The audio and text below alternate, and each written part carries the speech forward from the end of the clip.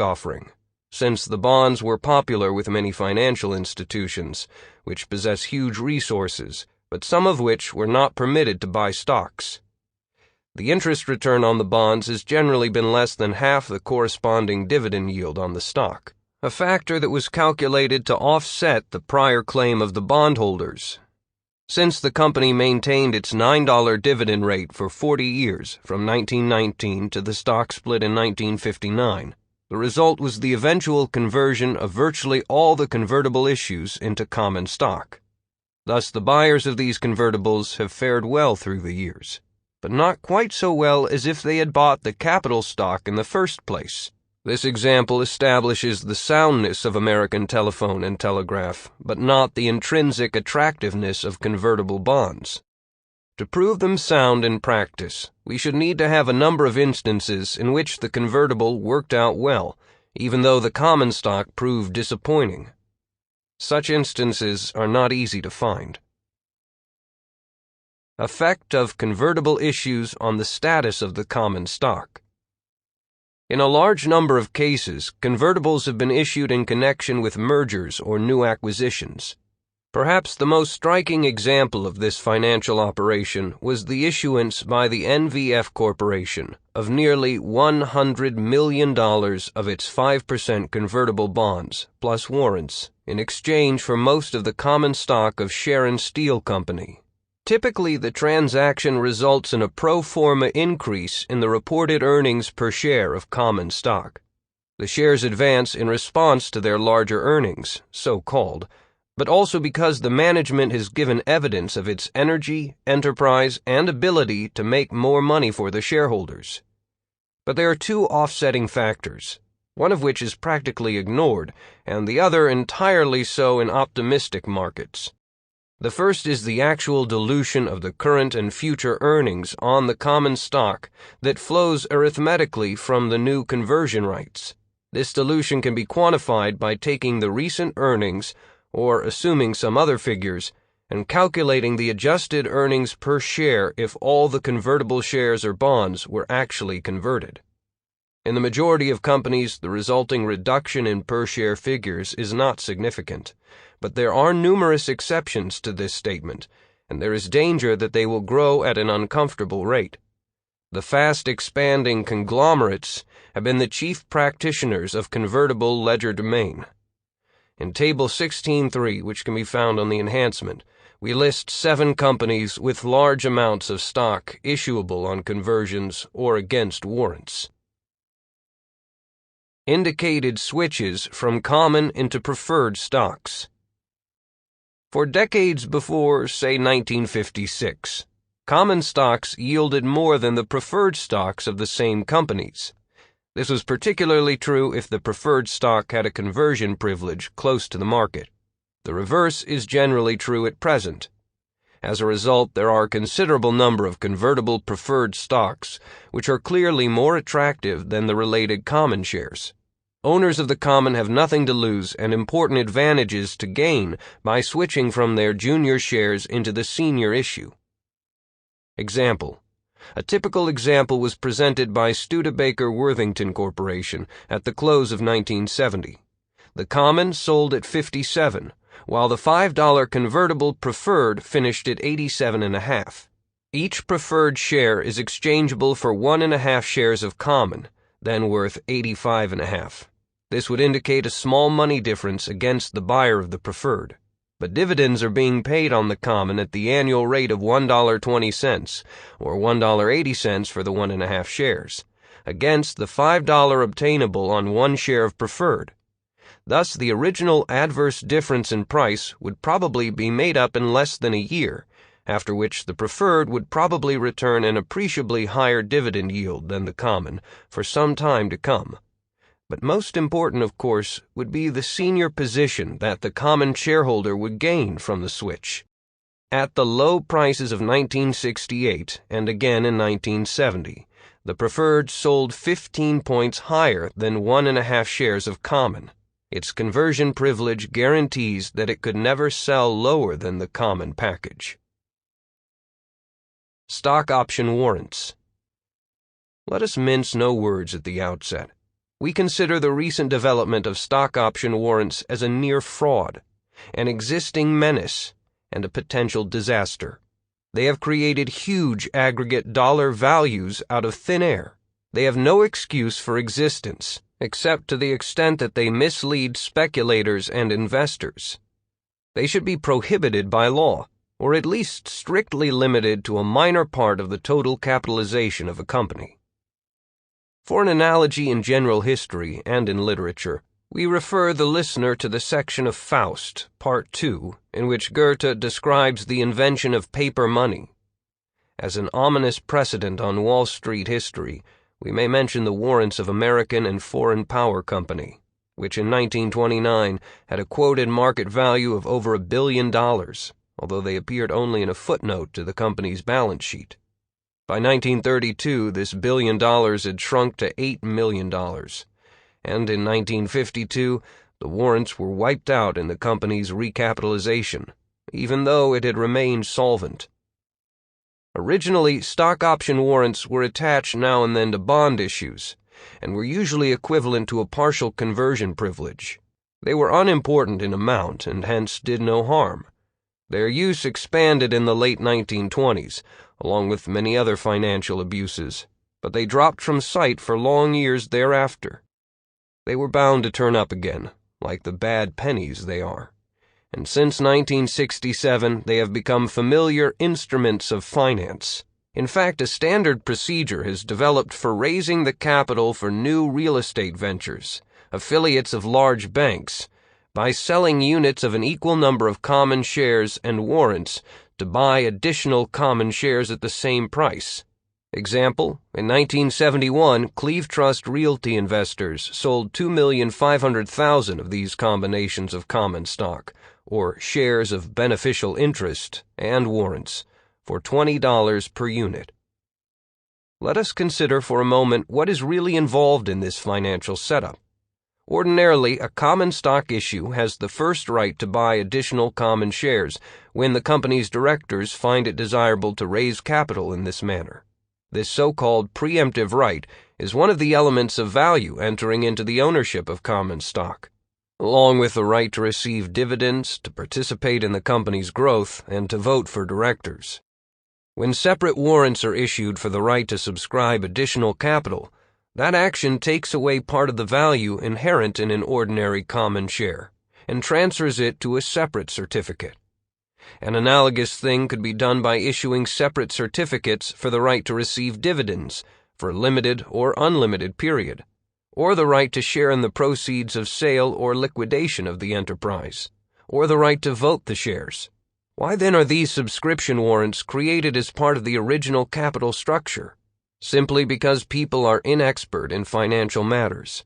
They don't realize that the common stock is worth less with warrants outstanding than otherwise. Hence, the package of stock and warrants usually commands a better price in the market than would the stock alone. Note that in the usual company reports, the per-share earnings are or have been computed without proper allowance for the effect of outstanding warrants. The result is, of course, to overstate the true relationship between the earnings and the market value of the company's capitalization. The simplest and probably the best method of allowing for the existence of warrants is to add the equivalent of their market value to the common share capitalization, thus increasing the true market price per share. Where large amounts of warrants have been issued in connection with the sale of senior securities, it is customary to make the adjustment by assuming that the proceeds of the stock payment are used to retire the related bonds or preferred shares. This method does not allow adequately for the usual premium value of a warrant above exercisable value.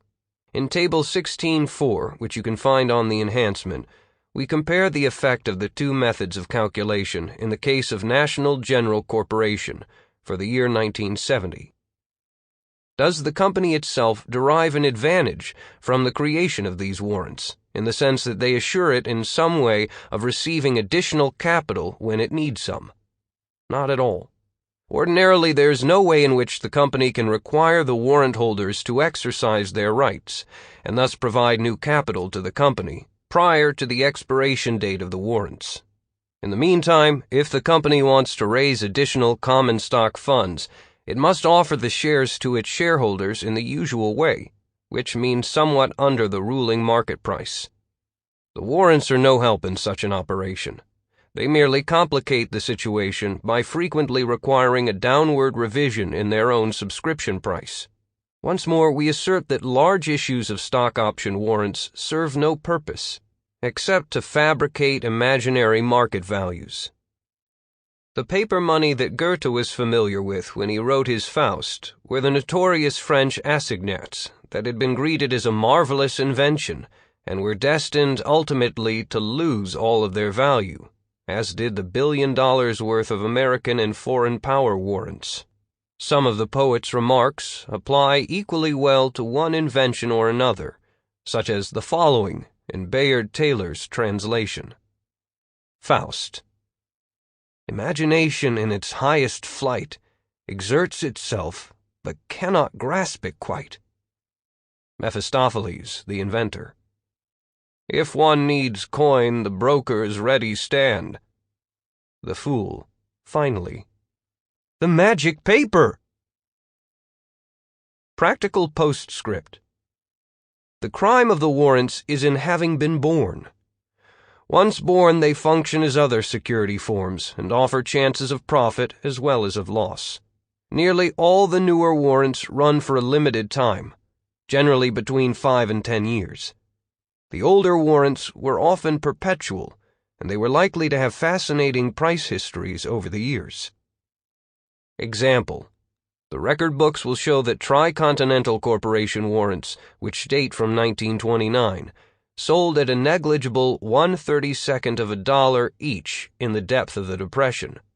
From that lowly estate, their price rose to a magnificent 75 3/4 in 1969, an astronomical advance of some 242,000%.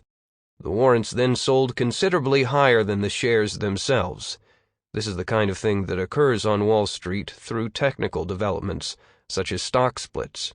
A recent example is supplied by Ling Temco Vout warrants, which in the first half of 1971 advanced from 2.5 to 12.5, and then fell back to 4.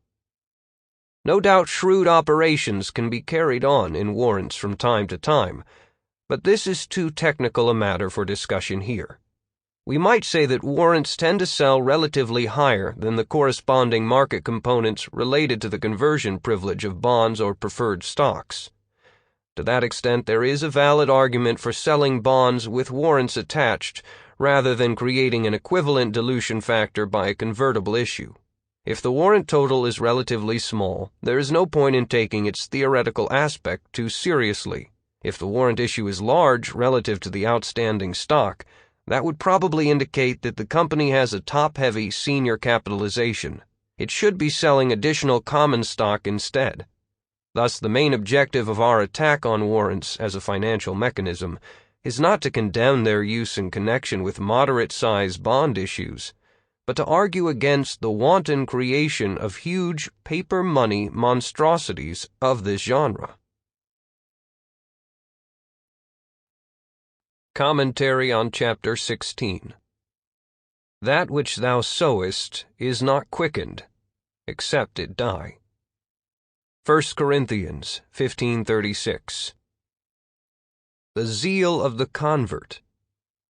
Although convertible bonds are called bonds, they behave like stocks, work like options, and are cloaked in obscurity.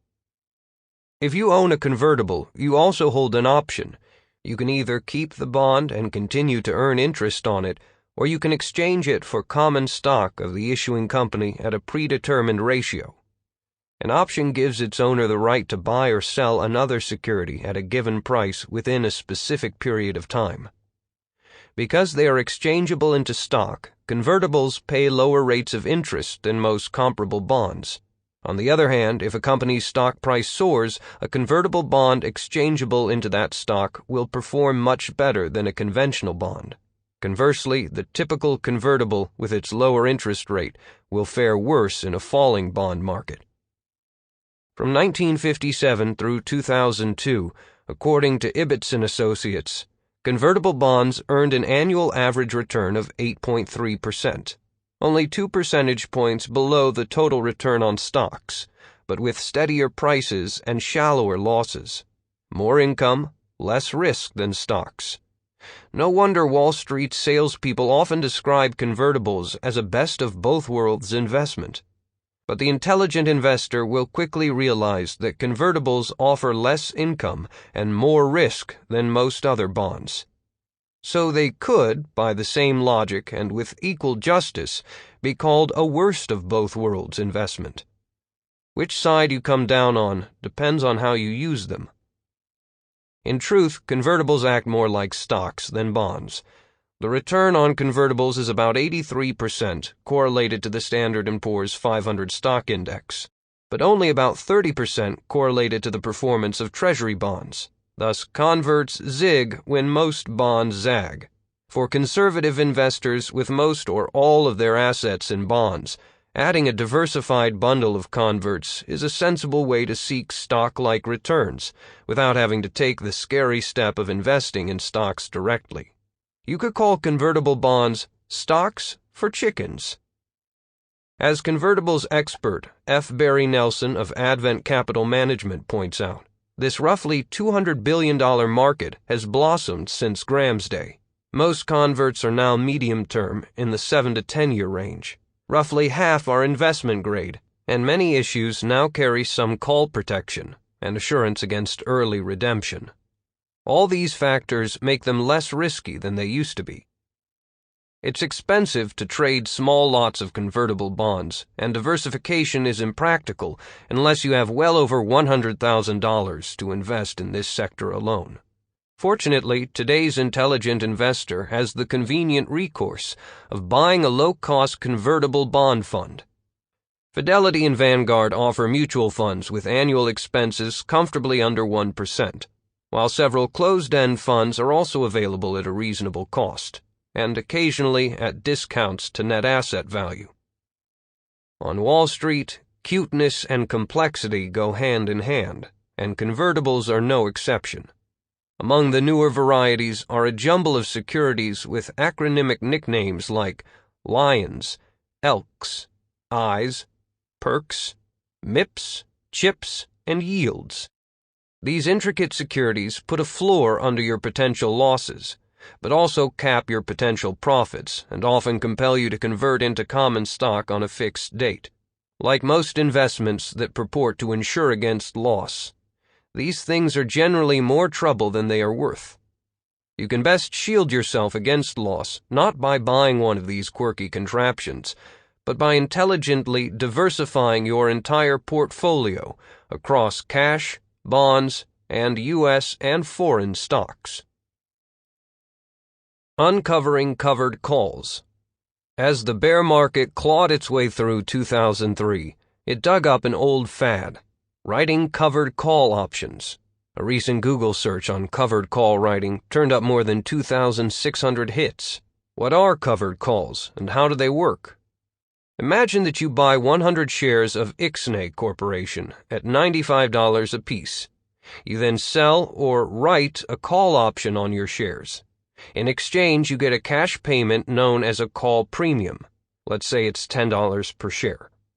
The buyer of the option, meanwhile, has the contractual right to buy your Ixnay shares at a mutually agreed upon price, say $100.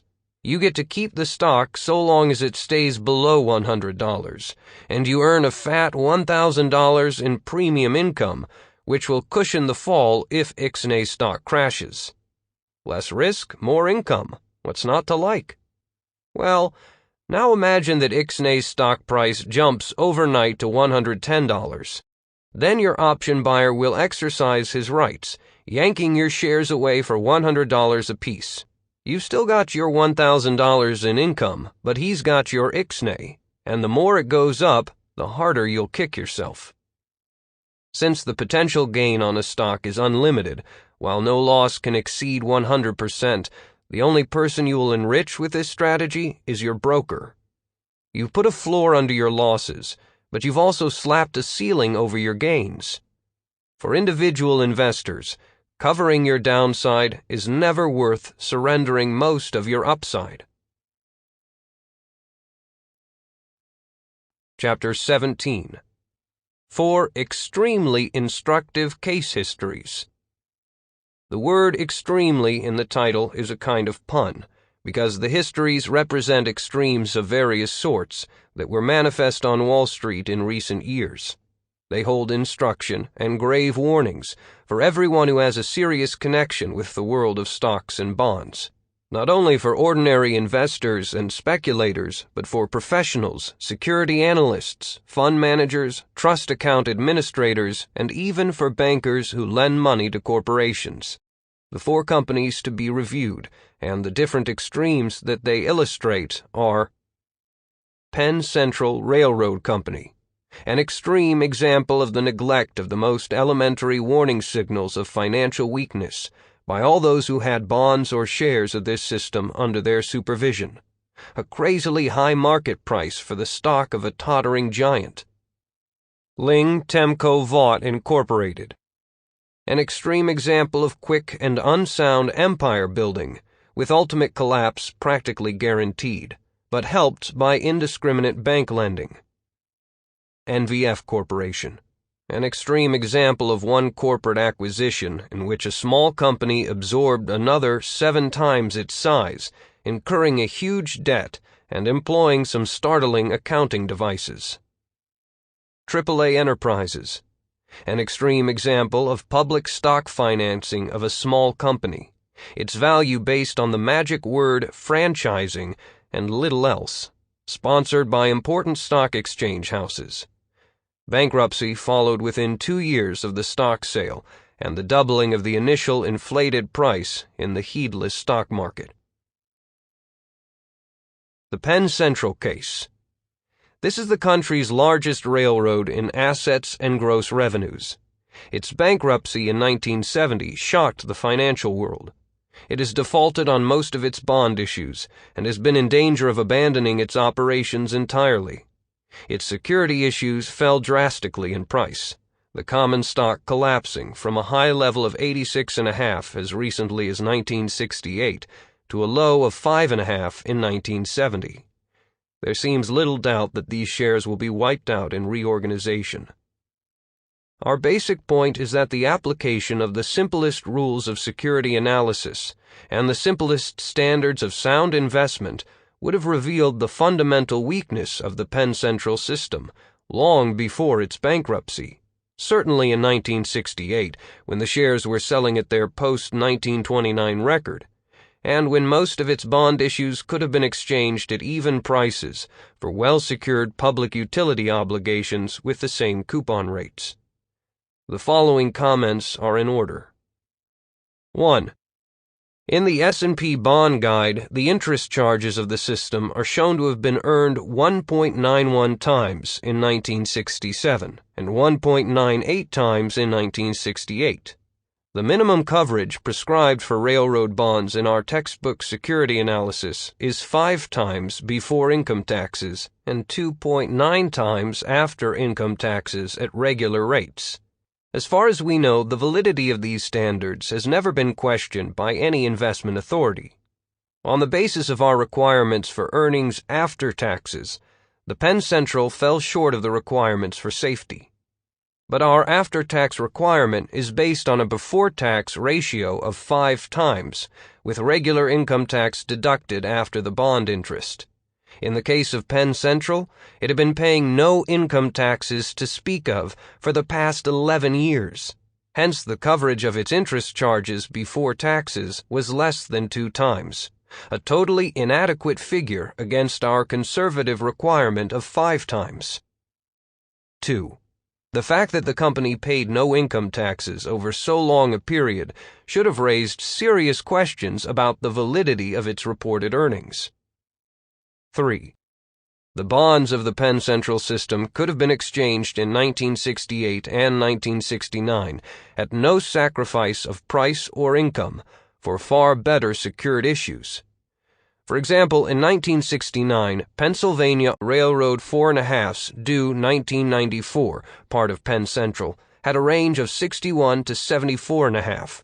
while Pennsylvania Electric Company 4 3/8 due 1994 had a range of 64 1/4 to 72 1/4. The public utility had earned its interest 4.2 times before taxes in 1968, against only 1.98 times for the Penn Central system. During 1969, the latter's comparative showing grew steadily worse. An exchange of this sort was clearly called for, and it would have been a lifesaver for a Penn Central bondholder. At the end of 1970, the railroad 4 1/4 were in default and selling at only 18 1/2, while the utilities 4 3/8 closed at 66 1/2. 4. Penn Central reported earnings of $3.80 per share in 1968. Its high price of 86 1/2 in that year was 24 times such earnings. But any analyst worth his salt would have wondered how real were earnings of this sort reported without the necessity of paying any income taxes thereon. 5.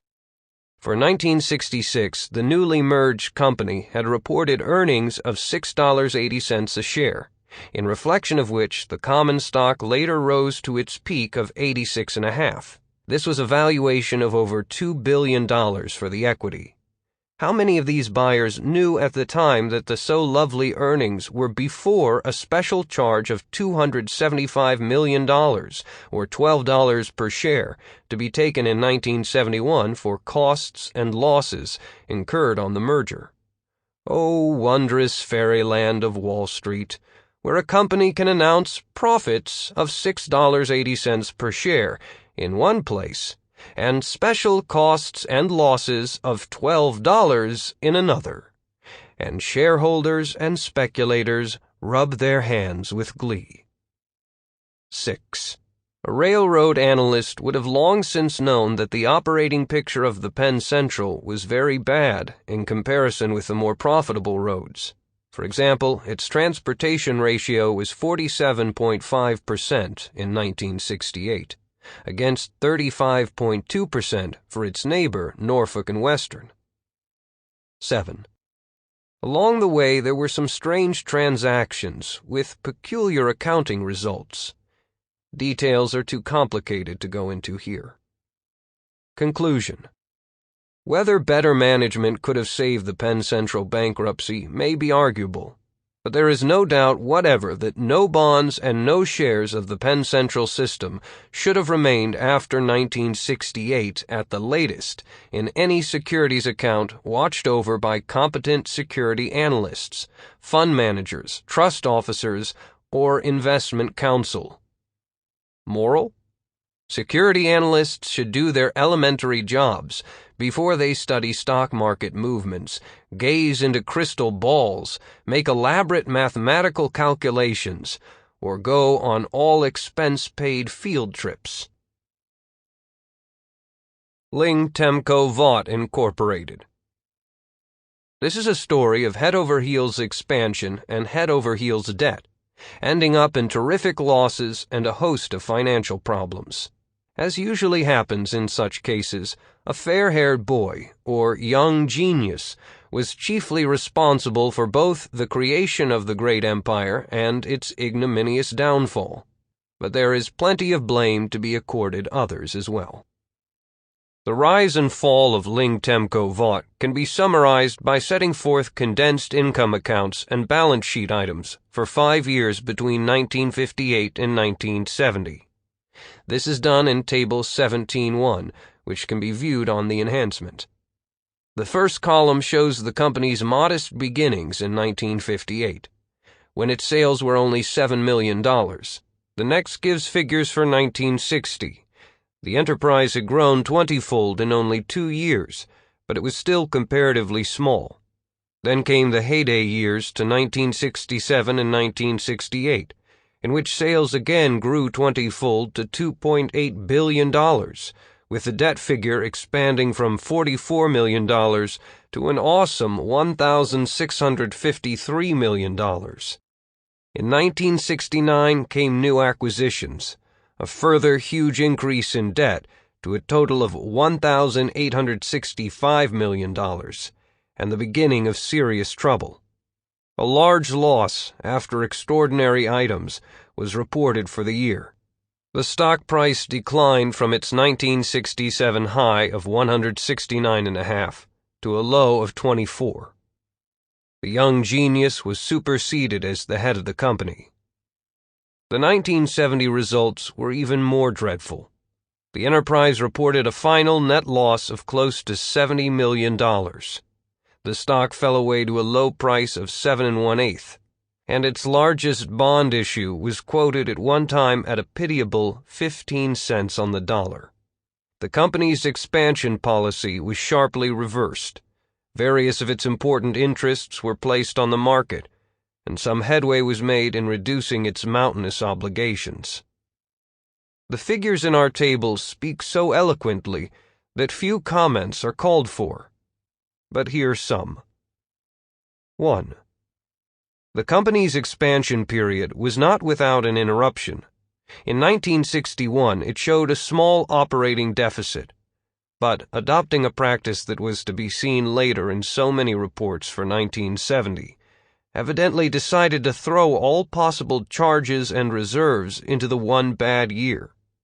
These amounted to around $13 million, which was more than the combined net profits of the preceding 3 years. It was now ready to show record earnings in 1962, etc. 2. At the end of 1966, the net tangible assets are given as $7.66 per share of common, adjusted for a 3-for-2 split. Thus, the market price in 1967 reached 22 times its reported asset value at the time. At the end of 1968, the balance sheet showed $286 million available for 3,800,000 shares of common and Class AA stock, or about $77 per share. But if we deduct the preferred stock at full value and exclude the goodwill items and the huge bond discount asset, there would remain $13 million for the common, a mere $3 per share. This tangible equity was wiped out by the losses of the following years. 3. Toward the end of 1967, two of our best-regarded banking firms offered 600,000 shares of Ling Temco Vought stock at $111 per share. It had been as high as $169.5.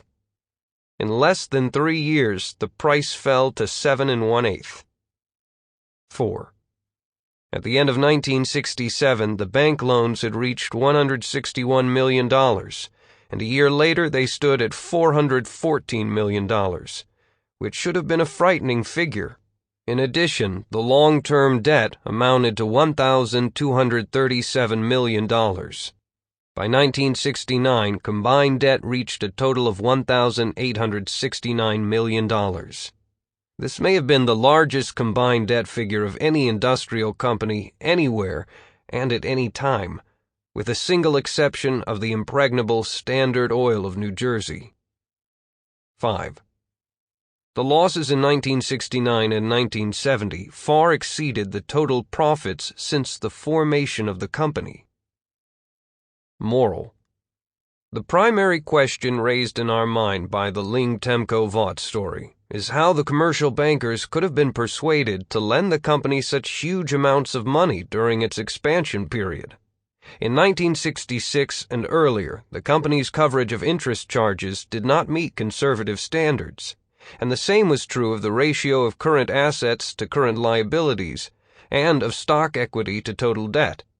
But in the next 2 years, the banks advanced the enterprise nearly $400 million additional for further diversification. This was not good business for them, and it was worse in its implications for the company's shareholders. If the Ling Temco Vought case will serve to keep commercial banks from aiding and abetting unsound expansions of this type in the future, some good may come of it at last. The NVF takeover of Sharon Steel, a collector's item. At the end of 1968, NVF Company was a company with $4.6 million of long-term debt, $17.4 million of stock capital, $31 million of sales, and $502,000 of net income, before a special credit of $374,000. Its business was described as vulcanized fiber and plastics. The management decided to take over the Sharon Steel Corporation, which had $43 million of long-term debt, $101 million of stock capital, $219 million of sales, and $2,929,000 of net earnings. The company it wished to acquire was thus 7 times the size of NVF. In early 1969, it made an offer for all the shares of Sharon.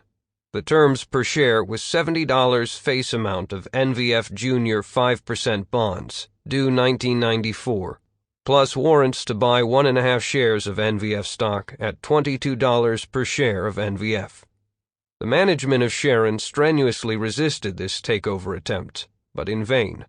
NVF acquired 88% of the Sharon stock under the offer, issuing therefore $102 million of its 5% bonds and warrants for 2,197,000 of its shares.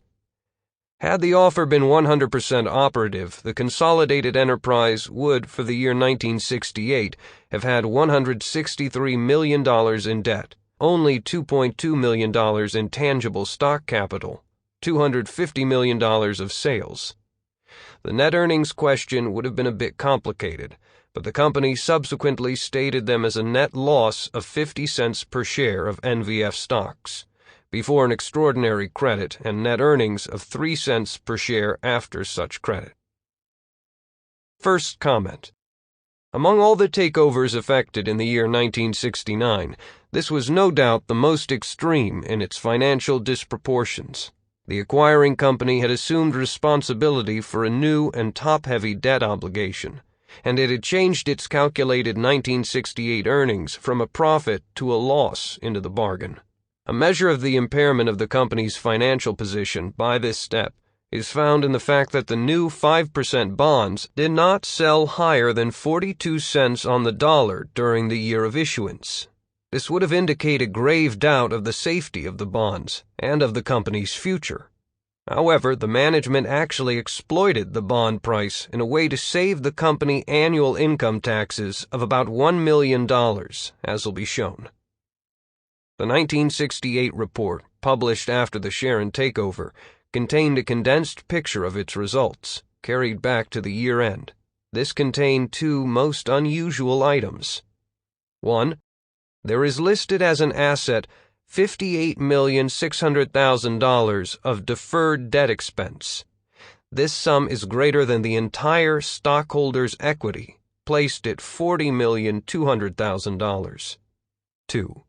However, not included in the shareholders' equity is an item of $20,700,000 designated as excess of equity over cost of investment in Sharon. Second comment. If we eliminate the debt expense as an asset, which it hardly seems to be, and include the other item in the shareholders' equity, where it would normally belong, then we have a more realistic statement of tangible equity for NVF stock. $2,200,000.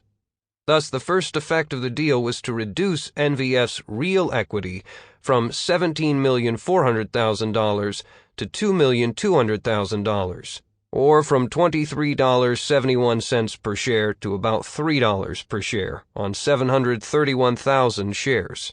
In addition, the NVF shareholders had given to others the right to buy 3.5 times as many additional shares at 6 points below the market price at the close of 1968. The initial market value of the warrants was then about $12 each, or a total of some $30 million for those involved in the purchase offer. Actually, the market value of the warrants well exceeded the total market value of the outstanding NVF stock. Another evidence of the tail-wagging dog nature of the transaction. The accounting gimmicks. When we pass from this pro forma balance sheet to the next year's report, we find several strange-appearing entries.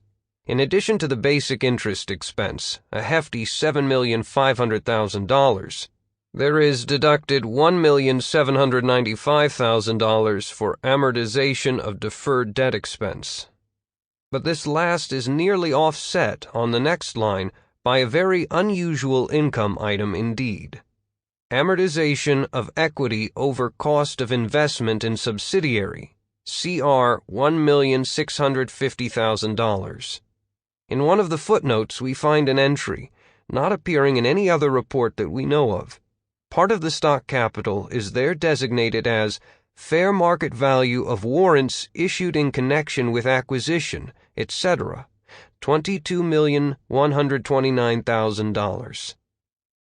What on earth do all these entries mean? None of them is even referred to in the descriptive text of the 1969 report. The trained security analyst has to figure out these mysteries by himself, almost in detective fashion. He finds that the underlying idea is to derive a tax advantage from the low initial price of the 5% debentures. For listeners who may be interested in this ingenious arrangement, we set forth our solution in Appendix 6. Other unusual items. 1. Right after the close of 1969, the company bought in no less than 650,000 warrants at a price of $9.38 each. This was extraordinary when we consider that A. NVF itself had only $700,000 in cash at the year end and had $4,400,000 of debt due in 1970. Evidently, the $6 million paid for the warrants had to be borrowed. B.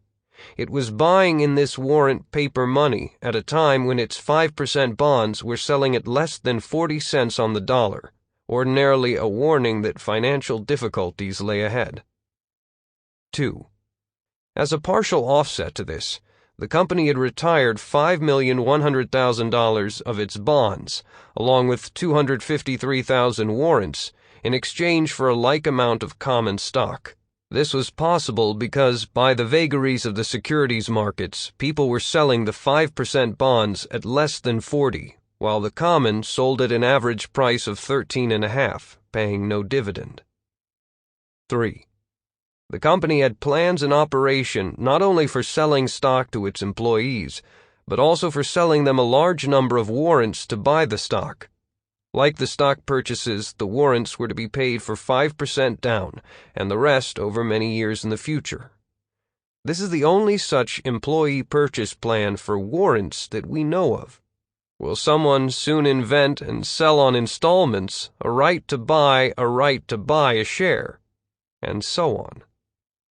4.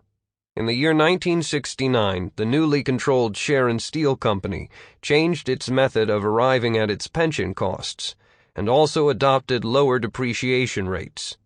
These accounting changes added about $1 per share to the reported earnings of NVF before dilution. 5. At the end of 1970, Standard & Poor's Stock Guide reported that NVF shares were selling at a price-to-earning ratio of only 2. The lowest figure for all the 4,500-odd issues in the booklet. As the old Wall Street saying went, this was important if true. The ratio was based on the year's closing price of 8 3/4 and the computed earnings of $5.38 per share for the 12 months ended September 1970. Using these figures, the shares were selling at only 1.6 times earnings. But this ratio did not allow for the large dilution factor, nor for the adverse results actually realized in the last quarter of 1970. When the full year's figures finally appeared, they showed only $2.03 per share earned for the stock, before allowing for dilution, and $1.80 per share on a diluted basis. Note also that the aggregate market price of the stock and warrants on that date was about $14 million against a bonded debt of $135 million. A skimpy equity position indeed. AAA Enterprises. History. About 15 years ago, a college student named Williams began selling mobile homes, then called trailers. In 1965, he incorporated his business. In that year, he sold $5,800,000 of mobile homes and earned $61,000 before corporate tax. By 1968, he had joined the franchising movement and was selling others the right to sell mobile homes under his business name. He also conceived the bright idea of going into the business of preparing income tax returns, using his mobile homes as offices. He formed a subsidiary company called Mr. Tax of America, and of course started to sell franchises to others to use the idea and the name. He multiplied the number of corporate shares to 2,710,000 and was ready for a stock offering. He found that one of our largest stock exchange houses, along with others, was willing to handle the deal. In March 1969, they offered the public 500,000 shares of AAA Enterprises at $13 per share. Of these, 300,000 were sold for Mr. Williams' personal account, and 200,000 were sold for the company account, adding $2,400,000 to its resources. The price of the stock promptly doubled to 28, or a value of $84 million for the equity, against a book value of, say, $4,200,000 and maximum reported earnings of $690,000. The stock was thus selling at a tidy 115 times its current and largest earnings per share. No doubt Mr. Williams had selected the name AAA Enterprise so that it might be among the first in the phone books and the Yellow Pages. A collateral result was that his company was destined to appear as the first name in Standard & Poor's stock guide. Like Abu Ben Adams, it led all the rest. This gives a special reason to select it as a harrowing example of 1969 new financing and hot issues. Comment. This was not a bad deal for Mr. Williams. The 300,000 shares he sold had a book value in December of 1968 of $180,000, and he netted therefore 20 times as much, or a cool $3,600,000. The underwriters and distributors split $500,000 between them, less expenses. 1. This did not seem so brilliant a deal for the clients of the selling houses. They were asked to pay about 10 times the book value of the stock, after the bootstrap operation of increasing their equity per share from 59 cents to $1.35 with their own money. Before the best year 1968, the company's maximum earnings had been a ridiculous 7 cents per share. There were ambitious plans for the future, of course, but the public was being asked to pay heavily in advance for the hoped-for realization of these plans. 2. Nonetheless, the price of the stock doubled soon after original issuance, and any one of the brokerage house clients could have gotten out at a handsome profit. Did this fact alter the flotation, or did the advanced possibility that it might happen exonerate the original distributors of the issue from responsibility for this public offering and its later sequel?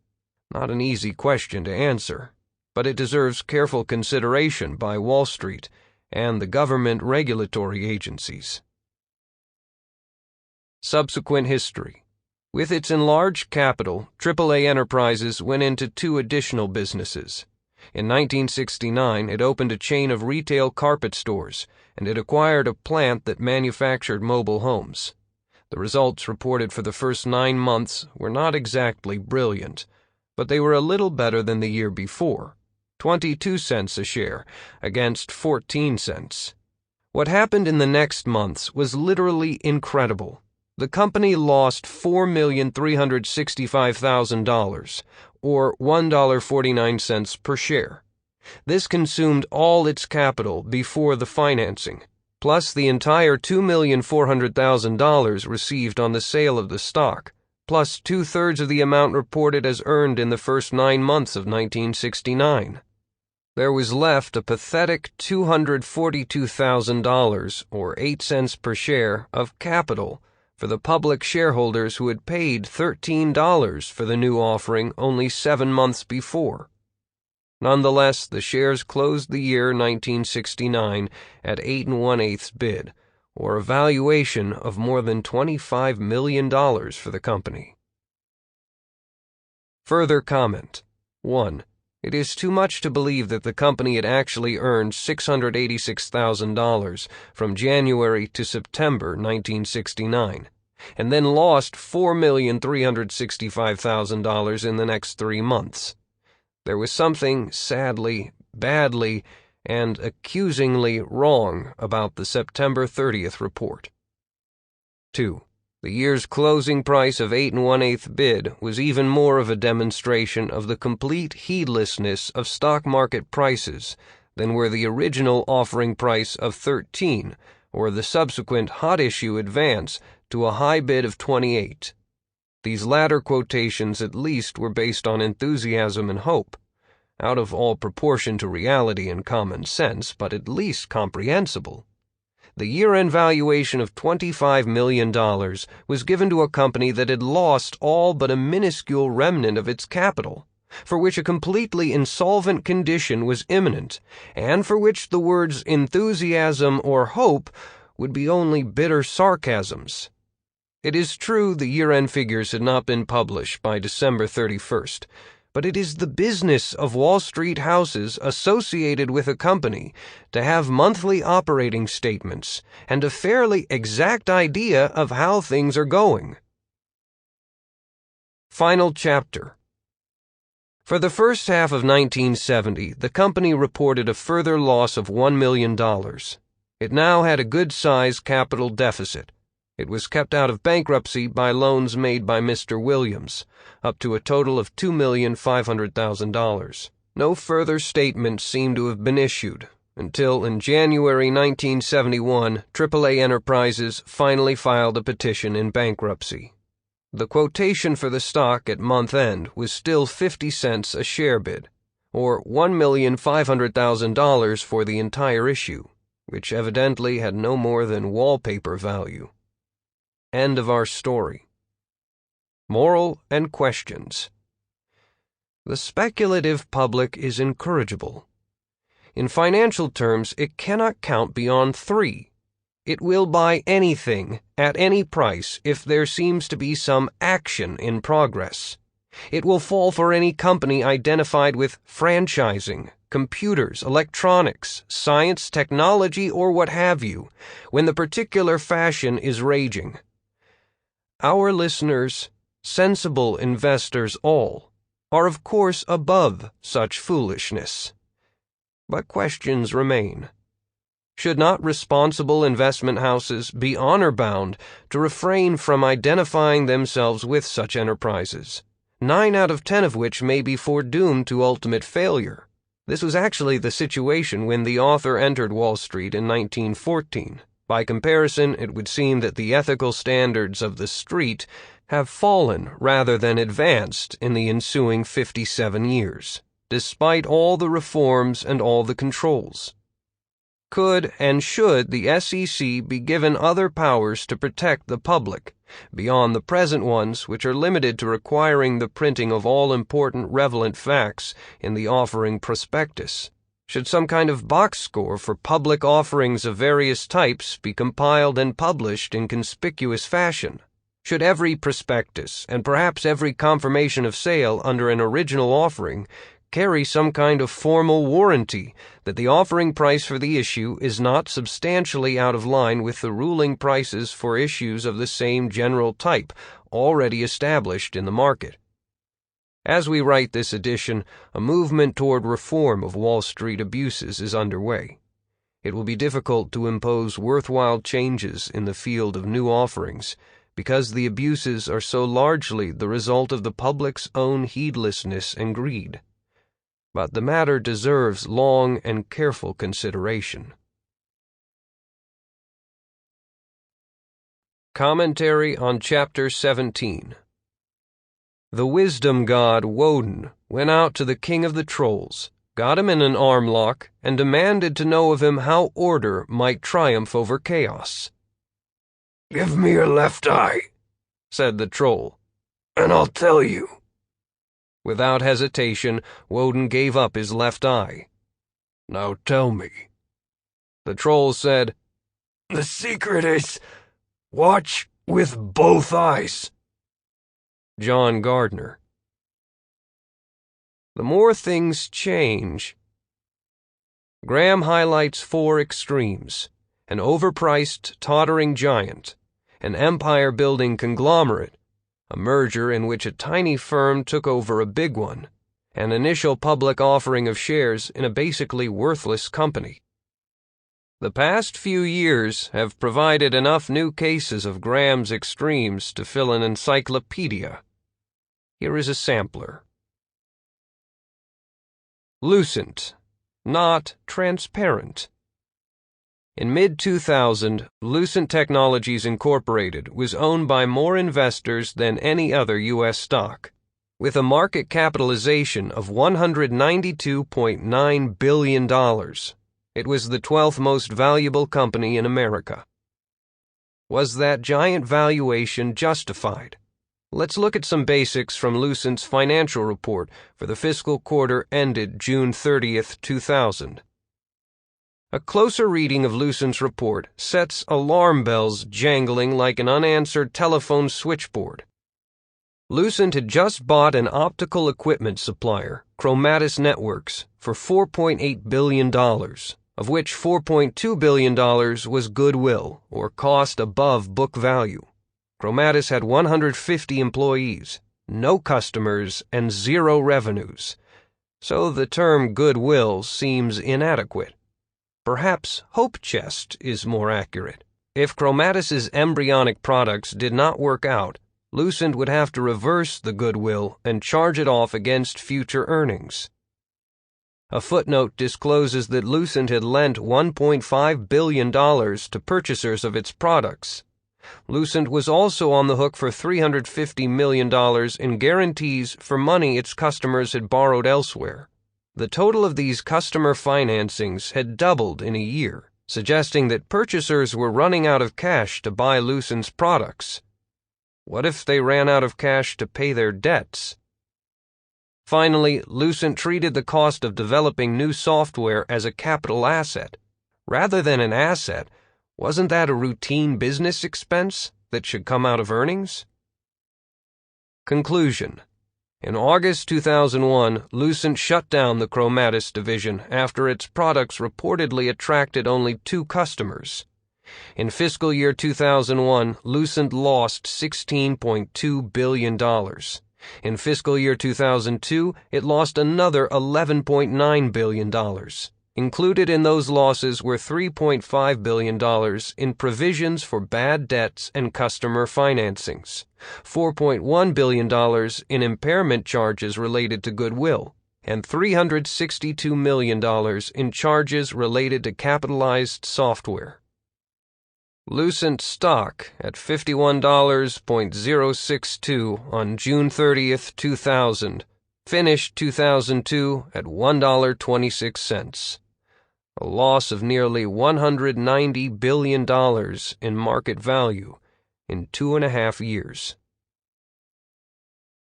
The acquisition magician.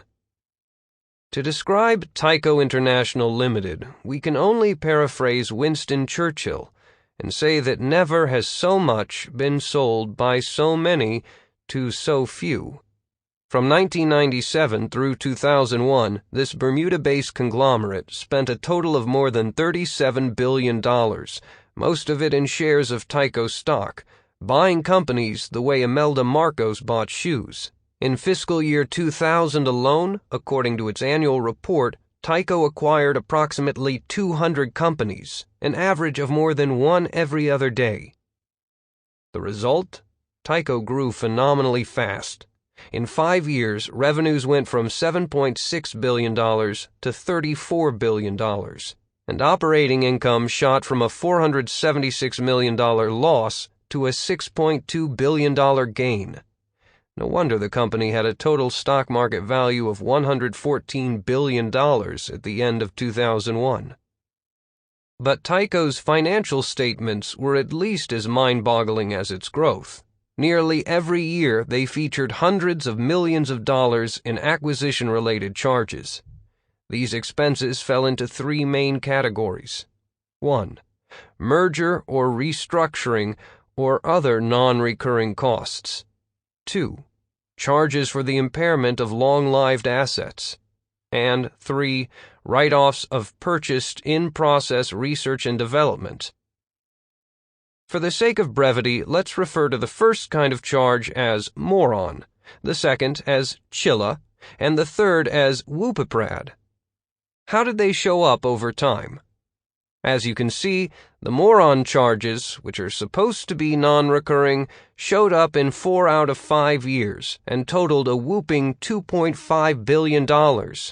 Chilla cropped up just as chronically and amounted to more than $700 million. Whoopiprad came to another $500 million. The intelligent investor would ask, if Tyco's strategy for growth through acquisition was such a neat idea, how come it had to spend an average of $750 million a year cleaning up after itself? If, as seems clear, Tyco is not in the business of making things, but rather in the business of buying other companies that make things, then why were its moron charges non-recurring? Weren't they just part of Tyco's normal costs of doing business?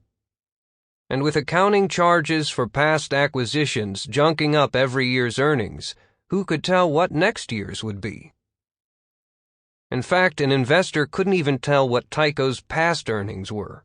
In 1999, after an accounting review by the U.S. Securities and Exchange Commission, Tyco retroactively added $257 million in moron charges to its 1998 expenses, meaning that those non-recurring costs had actually recurred in that year too.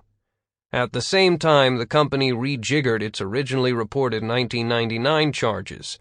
Moron dropped to $929 million, while Chilla rose to $507 million.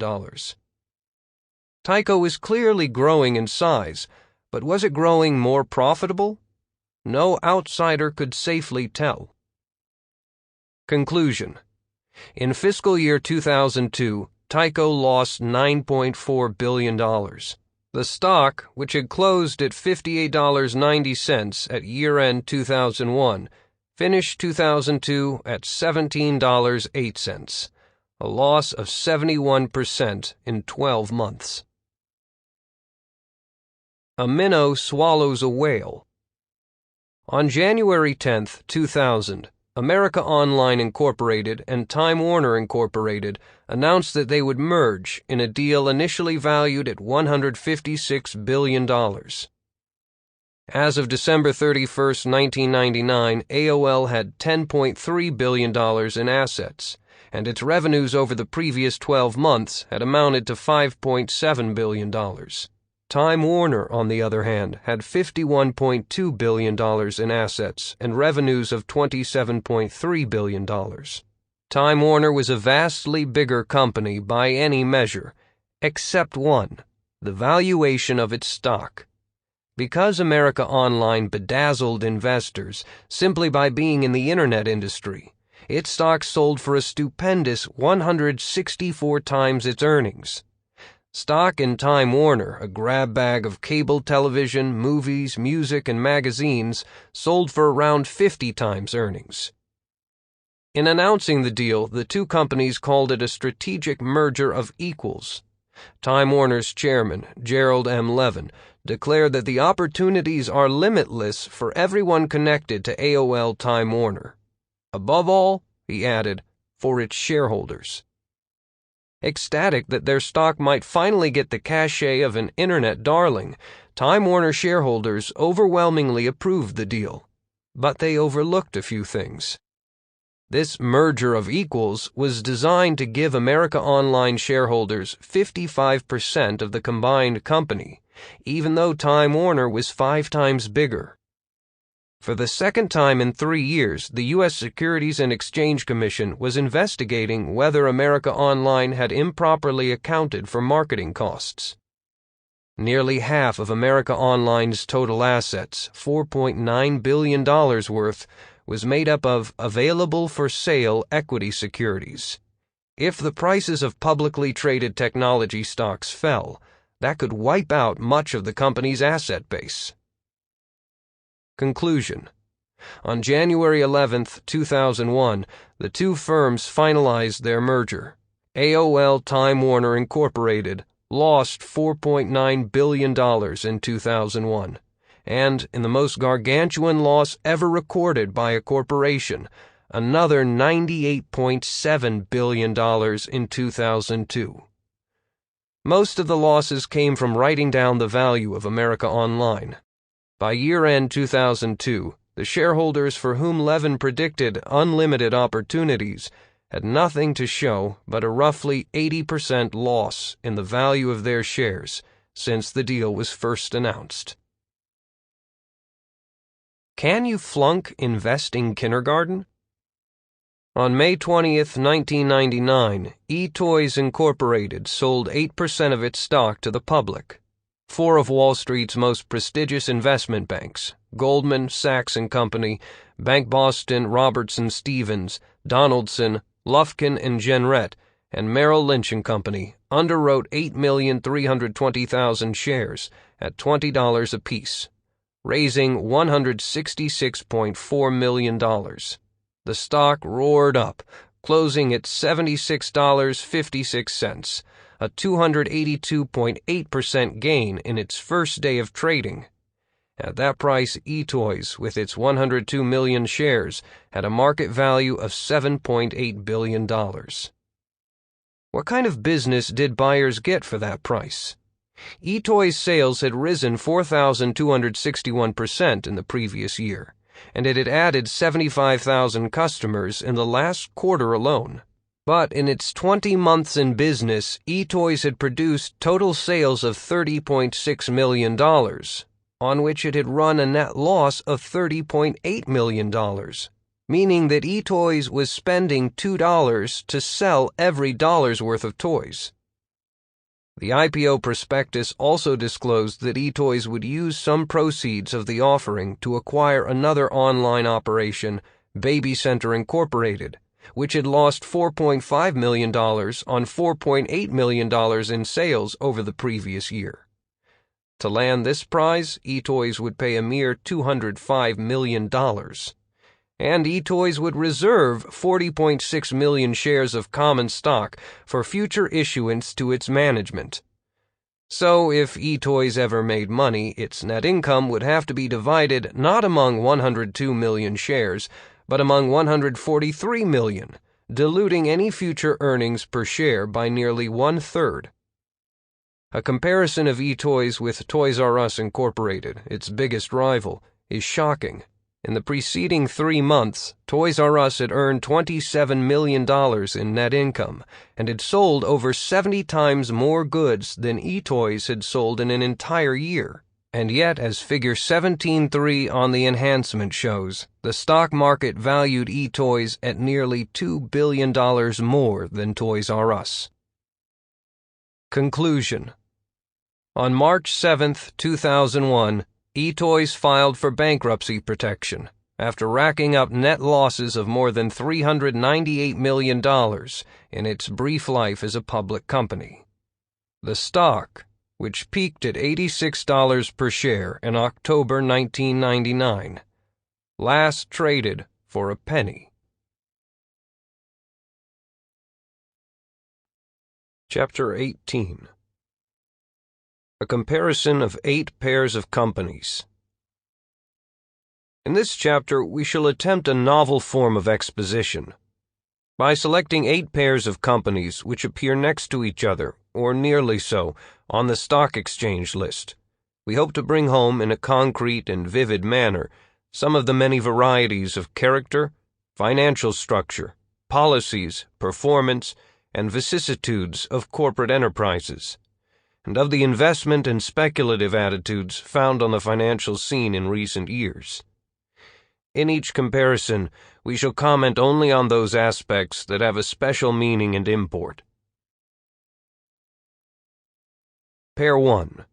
Real Estate Investment Trust, stores, offices, factories, etc., and Realty Equities Corporation of New York, real estate investment, general construction.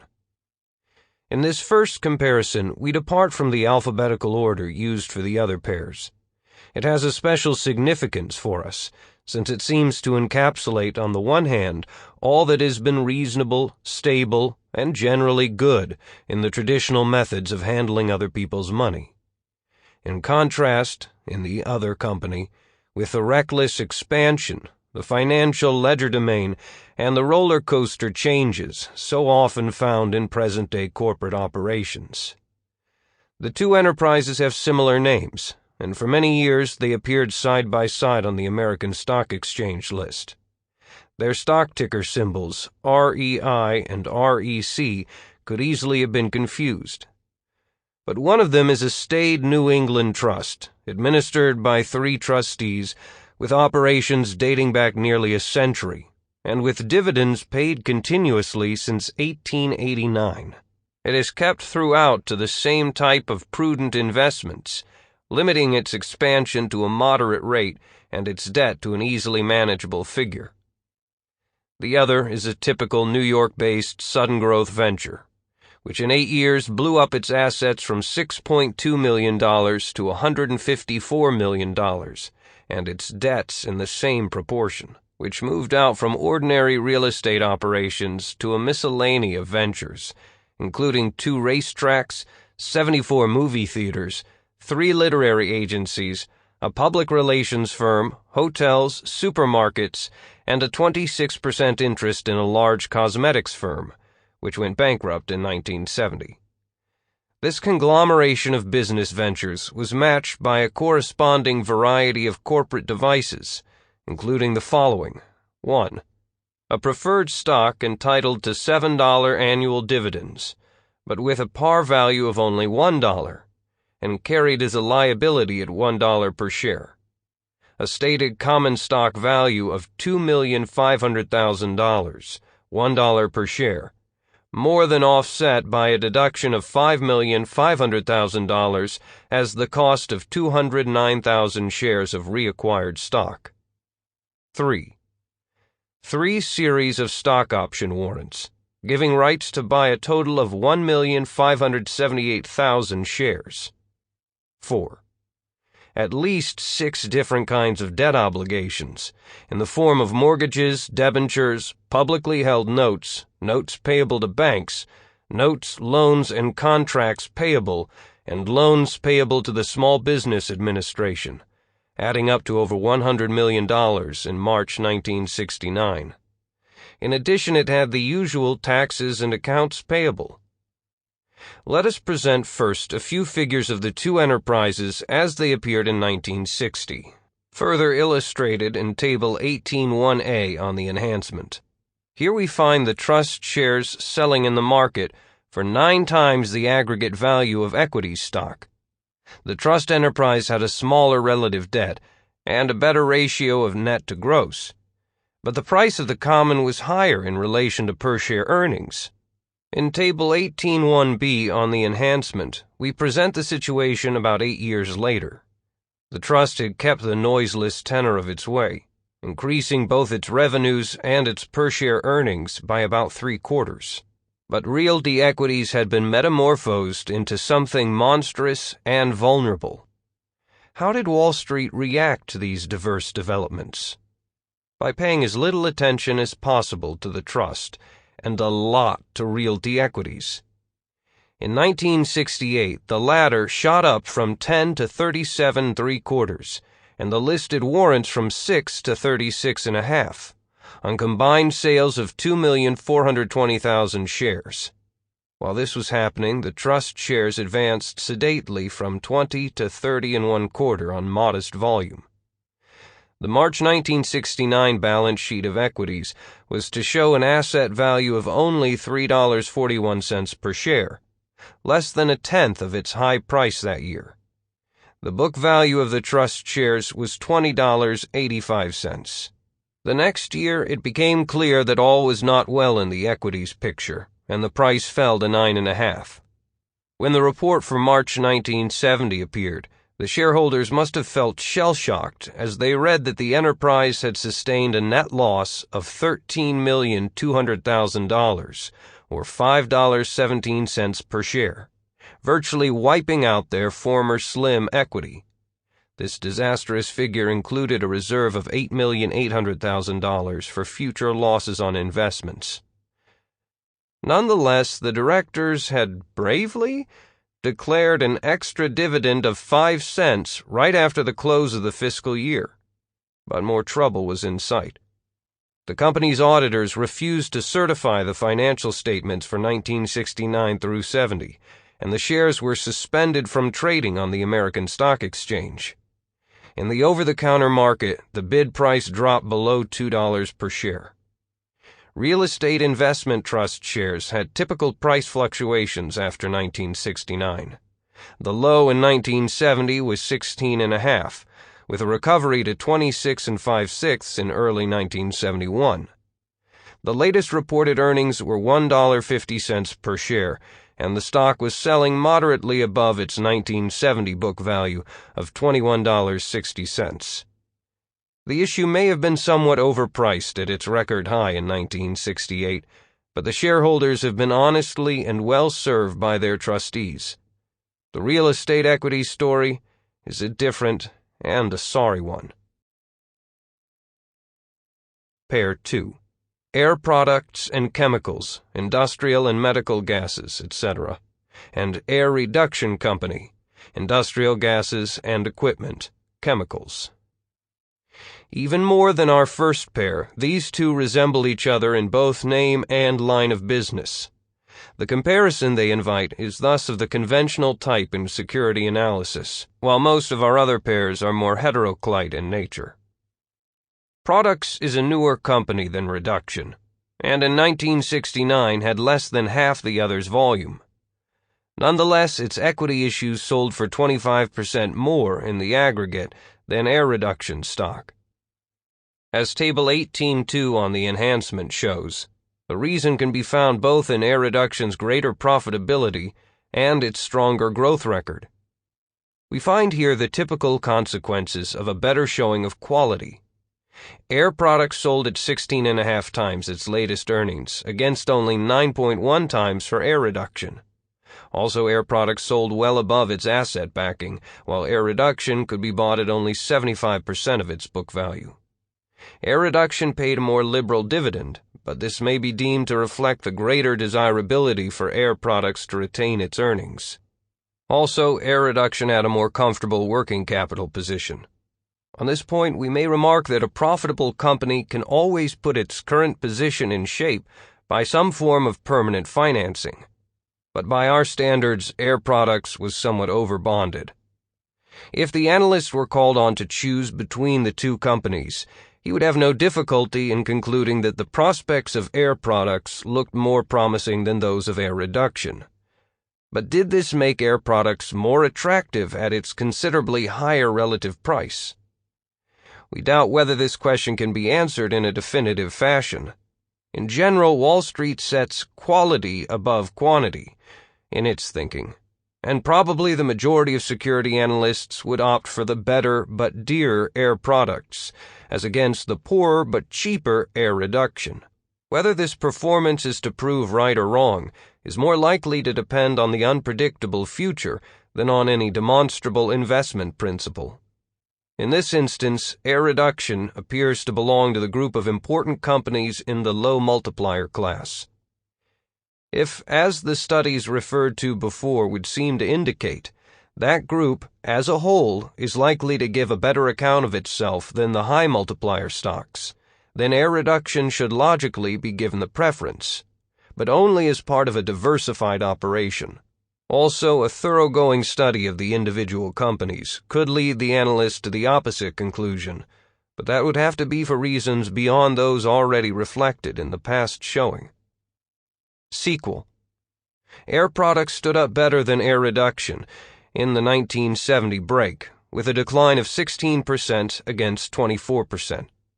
However, Reduction made a better comeback in early 1971, rising to 50% above its 1969 close, against 30% for Products. In this case, the low multiplier issue scored the advantage, for the time being, at least. Pair 3. American Home Products Company, drugs, cosmetics, household products, candy, and American Hospital Supply Company, distributor and manufacturer of hospital supplies and equipment. These two were billion-dollar goodwill companies at the end of 1969, representing different segments of the rapidly growing and immensely profitable health industry. We shall refer to them as home and hospital, respectively. Selected data on both are presented in Table 18.3, which can be found on the enhancement. They had the following favorable points in common: excellent growth, with no setbacks since 1958, for example 100% earnings stability, and strong financial condition.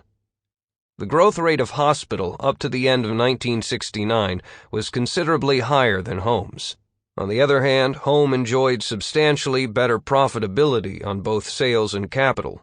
In fact, the relatively low rate of hospital's earnings on its capital in 1969, only 9.7%, raises the intriguing question whether the business then was in fact a highly profitable one, despite its remarkable past growth rate in sales and earnings. When comparative price is taken into account, home offered much more for the money in terms of current or past earnings and dividends. The very low book value of home illustrates a basic ambiguity or contradiction in common stock analysis. On the one hand, it means that the company is earning a high return on its capital, which in general is a sign of strength and prosperity. On the other, it means that the investor at the current price would be especially vulnerable to any important adverse change in the company's earnings situation. Since hospital was selling at over 4 times its book value in 1969, this cautionary remark must be applied to both companies. Conclusions. Our clear-cut view would be that both companies were too rich at their current prices to be considered by the investor who decides to follow our ideas of conservative selection. This does not mean that the companies were lacking in promise. The trouble is rather that their price contained too much promise and not enough actual performance. For the two enterprises combined, the 1969 price reflected almost $5 billion of goodwill valuation. How many years of excellent future earnings would it take to realize that goodwill factor in the form of dividends or tangible assets? Short-term sequel. At the end of 1969, the market evidently thought more highly of the earnings prospects of hospital than of home, since it gave the former almost twice the multiplier of the latter. As it happened, the favored issue showed a microscopic decline in earnings in 1970, while home turned in a respectable 8% gain. The market price of hospital reacted significantly to this one-year disappointment. It sold at 32 in February 1971, a loss of about 30% from its 1969 close, while home was quoted slightly above its corresponding level. Pair 4. H&R Block Incorporated, Income Tax Service, and Bluebell Incorporated, manufacturers of work clothes, uniforms, etc. These companies rub shoulders as relative newcomers to the New York Stock Exchange, where they represent two very different genres of success stories. Bluebell came up the hard way in a highly competitive industry in which eventually it became the largest factor. Its earnings have fluctuated somewhat with industry conditions, but their growth since 1965 has been impressive. The company's operations go back to 1916 and its continuous dividend record to 1923. At the end of 1969, the stock market showed no enthusiasm for the issue, giving it a price-to-earnings ratio of only 11, against about 17 for the S&P Composite Index. By contrast, the rise of H&R Block has been meteoric. Its first published figures date only to 1961, in which year it earned $83,000 on revenues of $610,000. But 8 years later, on our comparison date, its revenues had soared to $53.6 million and its net to $6.3 million. At that time, the stock market's attitude toward this fine performer appeared nothing less than ecstatic. The price of 55 at the close of 1969 was more than 100 times the last reported 12 months' earnings, which of course were the largest to date. The aggregate market value of $300 million for the stock issue was nearly 30 times the tangible assets behind the shares. This was almost unheard of in the annals of serious stock market valuations. At that time, IBM was selling at about 9 times, and Xerox at 11 times book value. Our Table 18.4 from the enhancement sets forth in dollar figures and in ratios the extraordinary discrepancy in the comparative valuations of Block and Bluebell. True, Block showed twice the profitability of Bluebell per dollar of capital, and its percentage growth in earnings over the past 5 years, from practically nothing, was much higher. But as a stock enterprise, Bluebell was selling for less than 1/3 the total value of Block, although Bluebell was doing 4 times as much business, earning 2.5 times as much for its stock, had 5.5 times as much intangible investment, and gave 9 times the dividend yield on the price. Indicated conclusions. An experienced analyst would have conceded great momentum to Block, implying excellent prospects for future growth. He might have had some qualms about the dangers of serious competition in the income tax service field, lured by the handsome return on capital realized by Block. But mindful of the continued success of such outstanding companies as Avon Products in highly competitive areas, he would have hesitated to predict a speedy flattening out of the Block growth curve. His chief concern would be simply whether the $300 million valuation for the company had not already fully valued, and perhaps overvalued, all that one could reasonably expect from this excellent business. By contrast, the analyst should have had little difficulty in recommending Bluebell as a fine company, quite conservatively priced. Sequel to March 1971.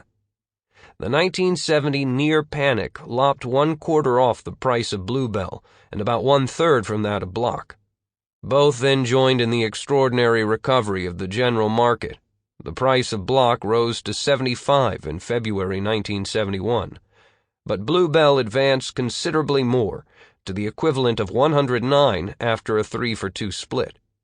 Clearly, Bluebell proved a better buy than Block, as of the end of 1969. But the fact that Block was able to advance some 35% from that apparently inflated value indicates how wary analysts and investors must be to sell good companies short, either by word or deed, no matter how high the quotation may seem. Pair 5. International Flavors and Fragrances, flavors, etc. for other businesses. And International Harvester Company, truck manufacturer, farm machinery, construction machinery. This comparison should carry more than one surprise. Everyone knows of International Harvester, one of the 30 giants in the Dow Jones Industrial Average. How many of our listeners have even heard of International Flavors and Fragrances, next-door neighbor to Harvester on the New York Stock Exchange list? Yet, mirabile dictu, IFF was actually selling at the end of 1969 for a higher aggregate market value than Harvester. $747 million versus $710 million. This is the more amazing when one reflects that Harvester had 17 times the stock capital of Flavors and 27 times the annual sales. In fact, only 3 years before, the net earnings of Harvester had been larger than the 1969 sales of Flavors. How did these extraordinary disparities develop? The answer lies in the 2 magic words: profitability and growth. Flavors made a remarkable showing in both categories, while Harvester left everything to be desired. The story is told in Table 18.5, reproduced in the enhancement. Here we find Flavors with a sensational profit of 14.3% of sales. Before income tax, the figure was 23%. Compared with a mere 2.6% for Harvester. Similarly, Flavors had earned 19.7% on its stock capital, against an inadequate 5.5% earned by Harvester. In 5 years, the net earnings of Flavors had nearly doubled, while those of Harvester practically stood still. Between 1969 and 1959, the comparison makes similar reading. These differences in performance produced a typical stock market divergence in valuation. Flavors sold in 1969 at 55 times its last reported earnings, and Harvester at only 10.7 times. Correspondingly, Flavors was valued at 10.4 times its book value, while Harvester was selling at 41% discount from its net worth. Comment and conclusion. The first thing to remark is that the market success of Flavors was based entirely on the development of its central business, and involved none of the corporate wheeling and dealing, acquisition programs, top-heavy capitalization structures, and other familiar Wall Street practices of recent years. The company has stuck to its extremely profitable knitting, and that is virtually its whole story. The record of Harvester raises an entirely different set of questions, but these two have nothing to do with high finance. Why have so many great companies become relatively unprofitable, even during many years of general prosperity? What is the advantage of doing more than $2.5 billion of business if the enterprise cannot earn enough to justify the shareholders' investment? It is not for us to prescribe the solution of this problem, but we insist that not only management, but the rank and file of shareholders should be conscious that the problem exists and that it calls for the best brains and the best efforts possible to deal with it. From the standpoint of common stock selection, neither issue would have met our standards of sound, reasonably attractive, and moderately priced investment. Flavors was a typical, brilliantly successful, but lavishly valued company. Harvester's showing was too mediocre to make it really attractive even at its discount price. Undoubtedly, there were better values available in the reasonably priced class. Sequel to 1971. The low price of Harvester at the end of 1969 protected it from a large further decline in the bad break of 1970. It lost only 10% more. Flavors proved more vulnerable and declined to 45, a loss of 30%. In the subsequent recovery, both advanced, well above their 1969 close, but Harvester soon fell back to the 25 level. Pair 6. McGraw-Edison, Public Utility and Equipment, Housewares. McGraw-Hill Incorporated. Books, films, instruction systems, magazine and newspaper publishers, information services. This pair, with so similar names, which at times we shall call Edison and Hill, are two large and successful enterprises in vastly different fields.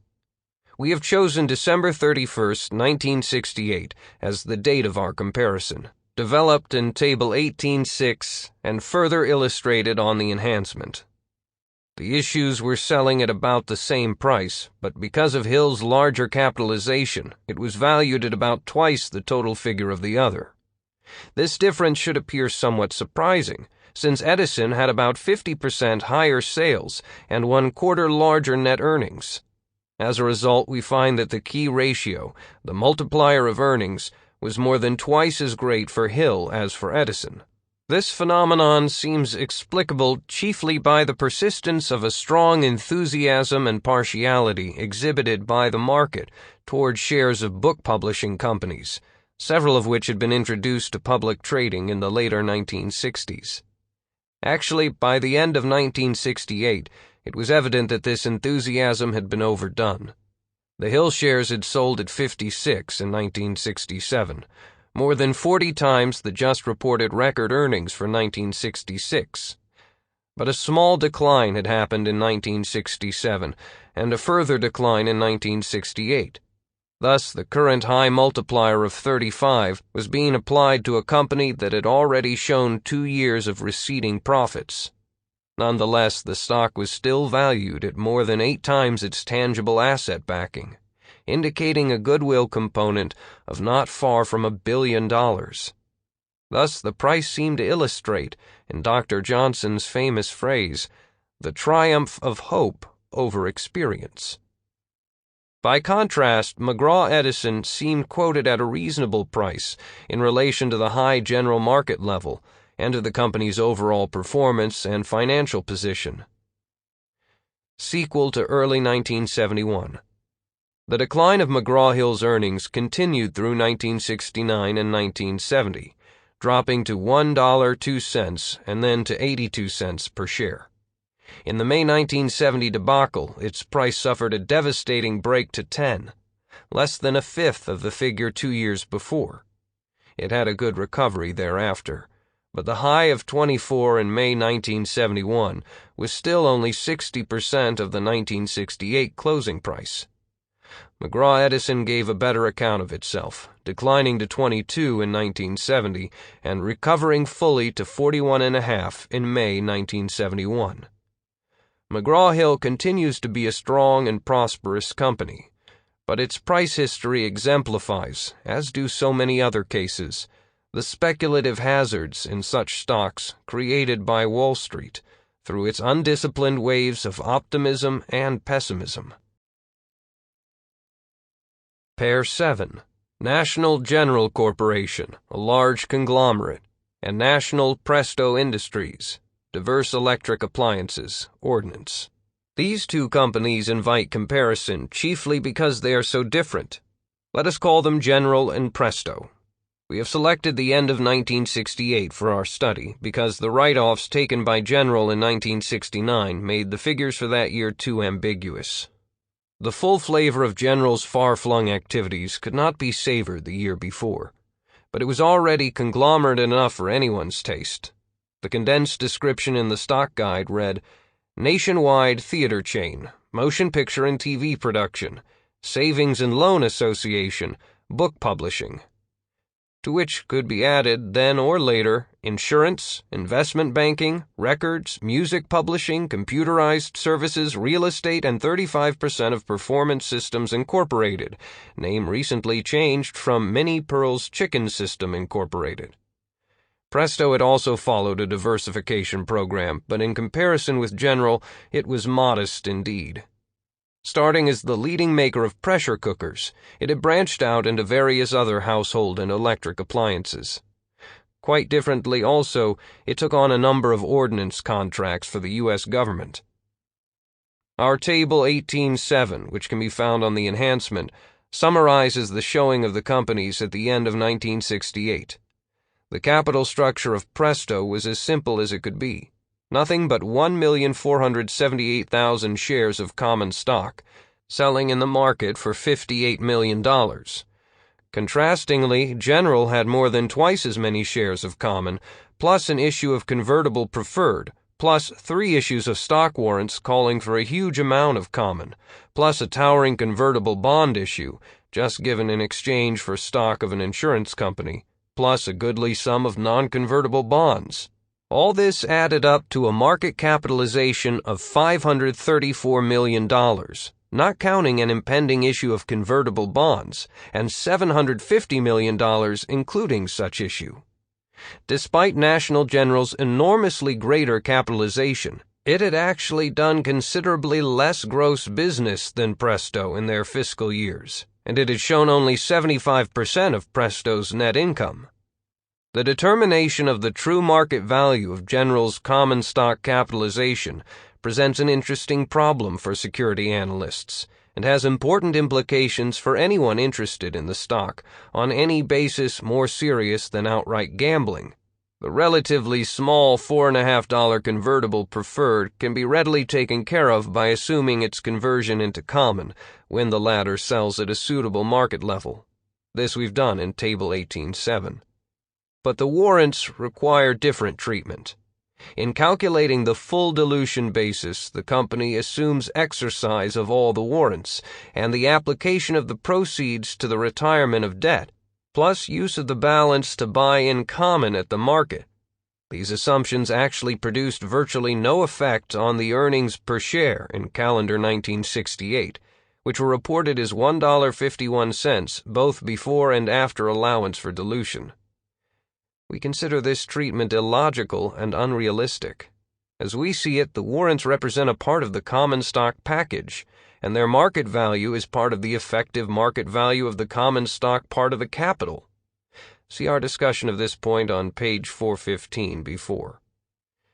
This simple technique of adding the market price of the warrants to that of the common has a radical effect on the showing of National General at the end of 1968, as appears from the calculation in Table 18.7.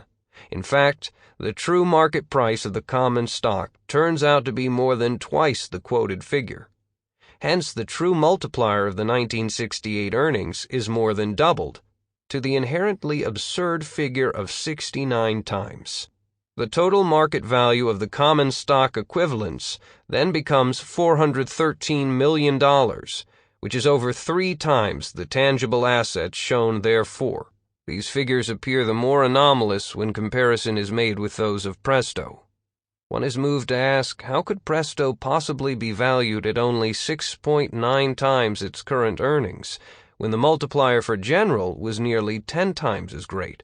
All the ratios of Presto are quite satisfactory, the growth figure suspiciously so, in fact.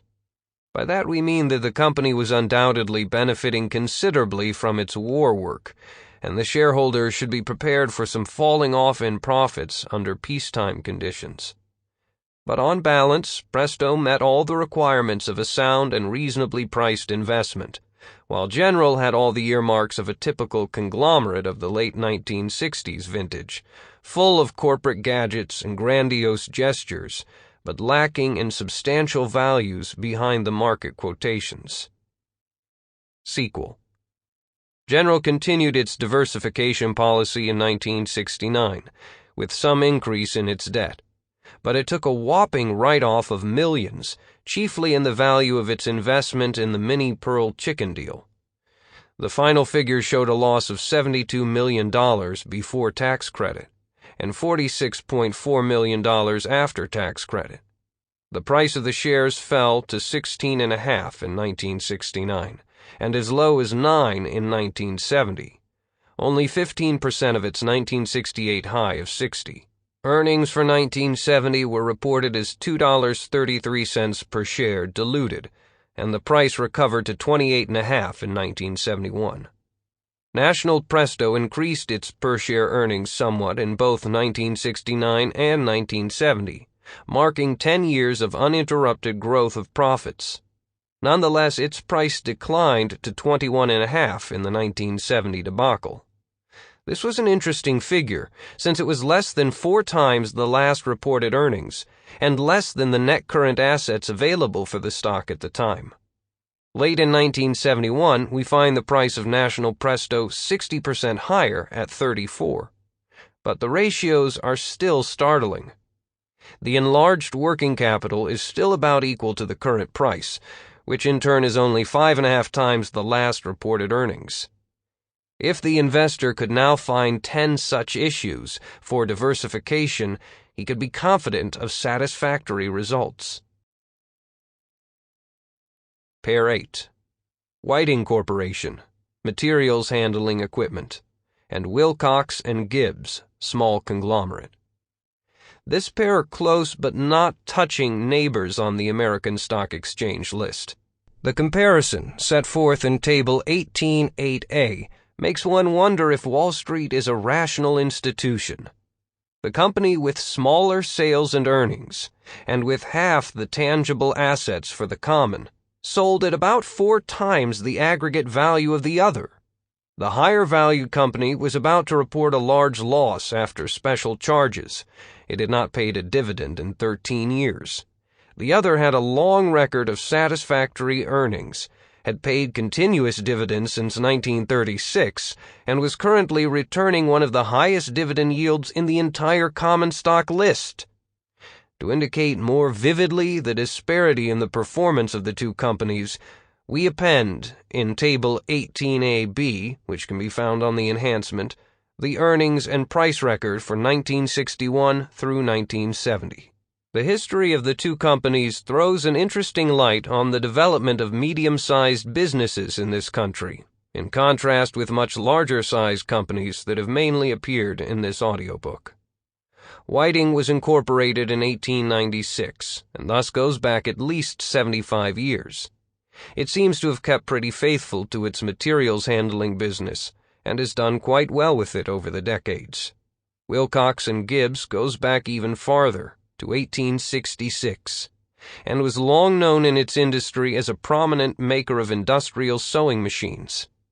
During the past decade, it adopted a policy of diversification in what seems a rather outlandish form. For on the one hand, it has an extraordinarily large number of subsidiary companies, at least 24, making an astonishing variety of products. But on the other hand, the entire conglomeration adds up to mighty small potatoes by usual Wall Street standards.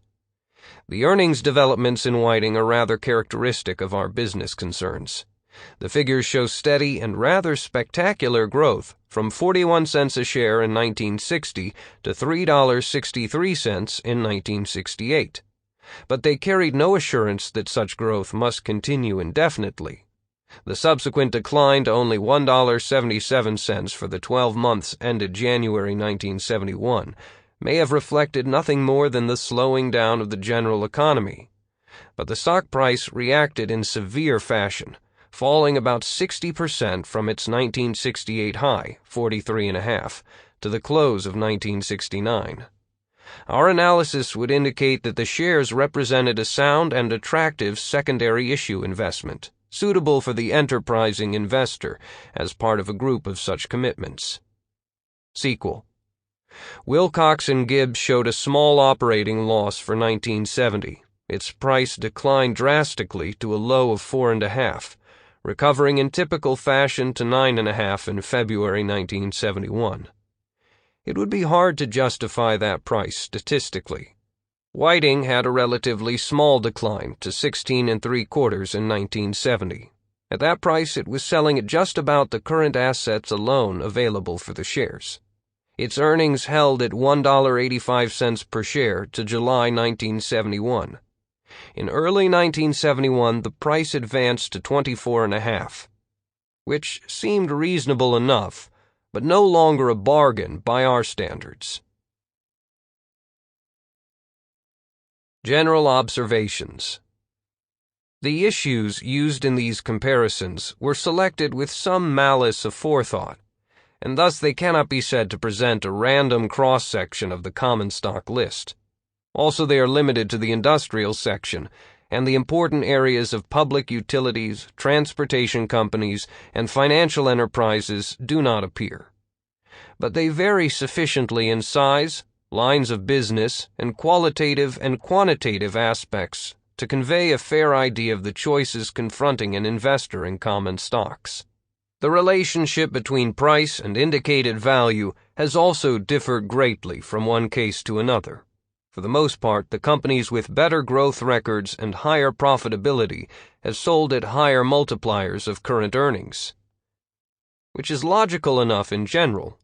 Whether the specific differentials in price-to-earnings ratios are justified by the facts or will be vindicated by future developments cannot be answered with confidence.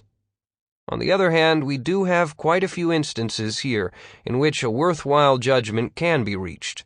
These include virtually all the cases where there has been great market activity in companies of questionable underlying soundness. Such stocks not only were speculative, which means inherently risky, but a good deal of the time they were and are obviously overvalued. Other issues appeared to be worth more than their price, being affected by the opposite sort of market attitude, which we might call under-speculation, or by undue pessimism because of a shrinkage in earnings.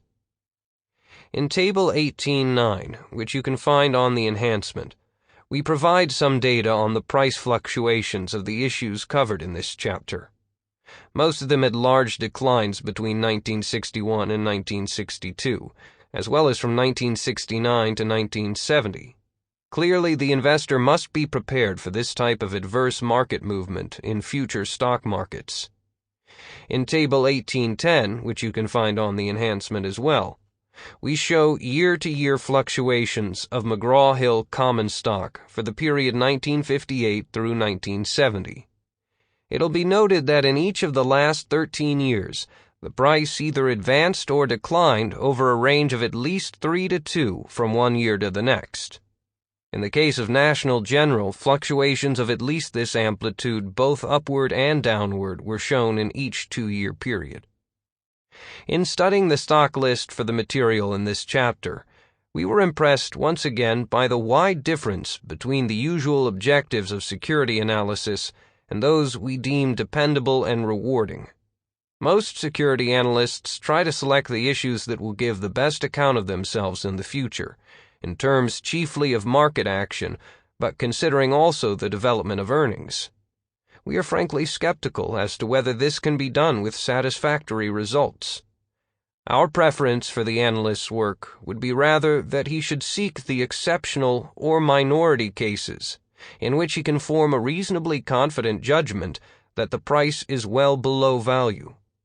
He should be able to do this work with sufficient expertness to produce satisfactory average results over the years.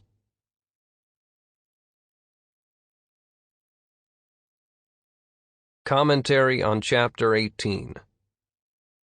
The thing that hath been, it is that which shall be, and that which is done is that which shall be done, and there is no new thing under the sun.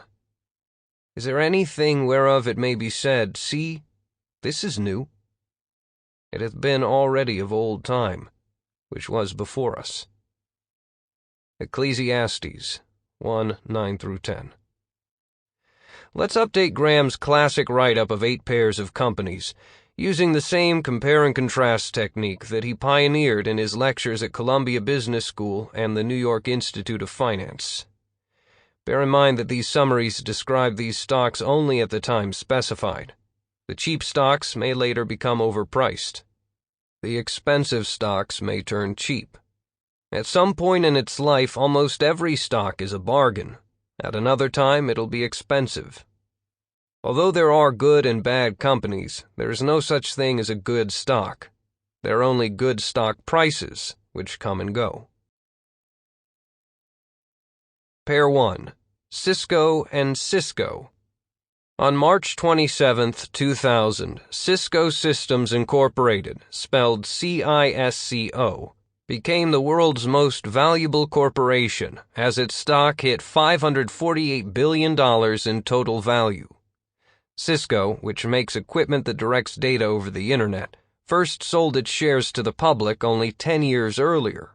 Had you bought Cisco's stock in the initial offering and kept it, you would have earned a gain resembling a typographical error made by a madman. 103,697%, or a 217% average annual return. Over its previous 4 fiscal quarters, Cisco had generated $14.9 billion in revenues and $2.5 billion in earnings. The stock was trading at 219 times Cisco's net income, one of the highest price-to-earnings ratios ever accorded to a large company.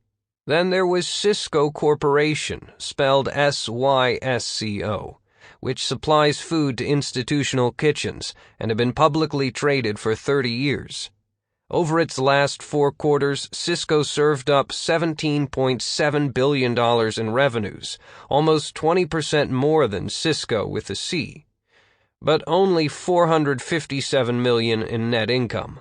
With a market value of $11.7 billion, Cisco's shares traded at 26 times earnings, well below the market's average price-to-earnings ratio of 31. A word association game with a typical investor might have gone like this. Question. What are the first things that pop into your head when I say Cisco Systems? Answer. The Internet? The industry of the future. Great stock, hot stock. Can I please buy some before it goes up even more? Question. And what about Cisco Corporation? Answer. Delivery trucks, succotash, sloppy joes, shepherd's pie, school lunches, Hospital food? No, thanks, I'm not hungry anymore. It's well established that people often assign a mental value to stocks, based largely on the emotional imagery that companies evoke. But the intelligent investor always digs deeper. Here's what a skeptical look at Cisco and Cisco's financial statements would have turned up. Much of Cisco's growth, CISCO, in revenues and earnings came from acquisitions. Since September alone, Cisco had ponied up $10.2 billion to buy 11 other firms.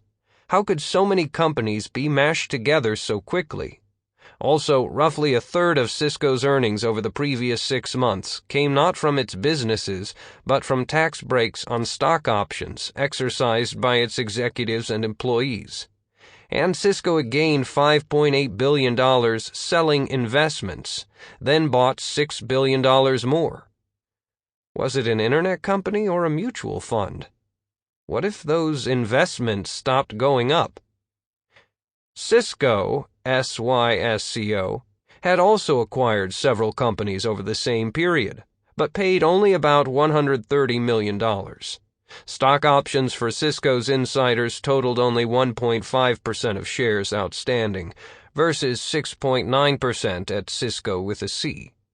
If insiders cashed their options, Cisco with an S's earnings per share would be diluted much less than Cisco with a C's. And Cisco with an S had raised its quarterly dividend from 9 cents a share to 10. Cisco with a C paid no dividend. Finally, as Wharton finance professor Jeremy Siegel pointed out, no company as big as Cisco with a C had ever been able to grow fast enough to justify a price-to-earnings ratio above 60, let alone a price-to-earnings ratio over 200. Once a company becomes a giant, its growth must slow down, or it'll end up eating the entire world. The great American satirist Ambrose Bierce coined the word incompossible to describe two things that are conceivable separately but cannot exist together. A company can be a giant, or it can deserve a giant price-to-earnings ratio, but both together are incompossible. The wheels soon came off the Cisco with a C juggernaut.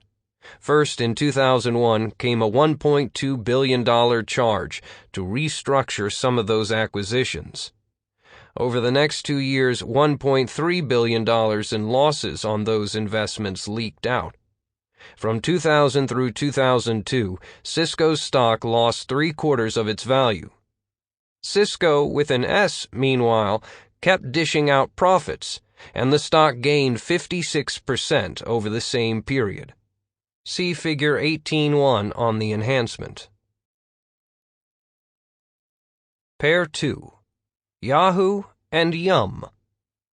On November 30th, 1999, Yahoo Incorporated stock closed at $212.75, up 79.6% since the year began.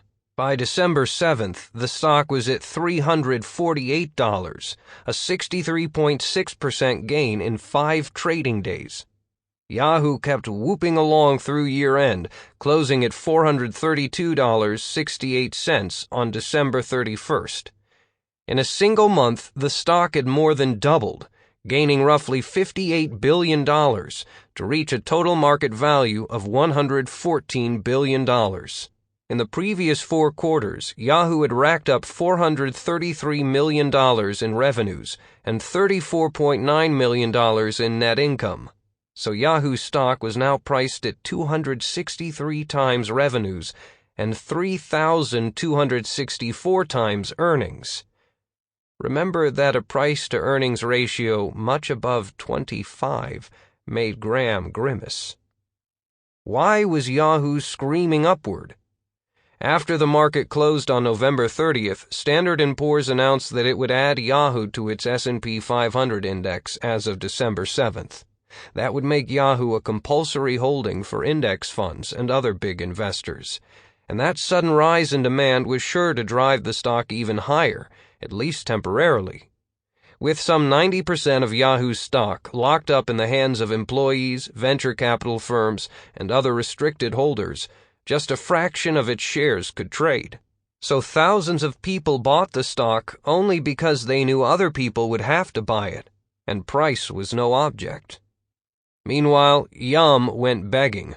A former division of PepsiCo that runs thousands of Kentucky Fried Chicken, Pizza Hut, and Taco Bell eateries, Yum had produced $8 billion in revenues over the previous 4 quarters, on which it earned $633 million, making it more than 17 times Yahoo's size. Yet Yum's stock market value at year-end 1999 was only $5.9 billion, or 1/19th of Yahoo's capitalization. At that price, Yum's stock was selling at just over 9 times its earnings and only 73% of its revenues. As Graham liked to say, in the short run, the market is a voting machine, but in the long run, it is a weighing machine. Yahoo won the short-term popularity contest, but in the end, it's earnings that matter, and Yahoo barely had any. Once the market stopped voting and started weighing, the scales tipped toward Yum. Its stock rose 25.4% from 2000 through 2002, while Yahoo's lost 92.4% cumulatively. Pair 3. Commerce One and Capital One. In May 2000, Commerce One Incorporated had been publicly traded only since the previous July. In its first annual report, the company, which designs internet exchanges for corporate purchasing departments, showed assets of just $385 million and reported a net loss of $63 million on only $34 million in total revenues. The stock of this minuscule company had risen nearly 900% since its IPO, hitting a total market capitalization of $15 billion. Was it overpriced? Yes, we have a big market cap, Commerce One's chief executive Mark Hoffman shrugged in an interview. But we have a big market to play in. We're seeing incredible demand. Analysts expect us to make $140 million in revenue this year, and in the past we've exceeded expectations. 2 things jump out from Hoffman's answer. Since Commerce One was already losing $2 on every dollar in sales, if it quadrupled its revenues, as analysts expect, wouldn't it lose money even more massively? How could Commerce One have exceeded expectations in the past? What past? Asked whether his company would ever turn a profit, Hoffman was ready. There is no question we can turn this into a profitable business. We plan on becoming profitable in the 4th quarter of 2001. A year analysts see us making over $250 million in revenues. There come those analysts again. I like Commerce One at these levels because it's growing faster than Ariba, a close competitor whose stock was also trading at around 400 times revenues, said Jeanette Singh, an analyst at the Wasserstein-Perella Investment Bank. If these growth rates continue, Commerce One will be trading at 60 to 70 times sales in 2001.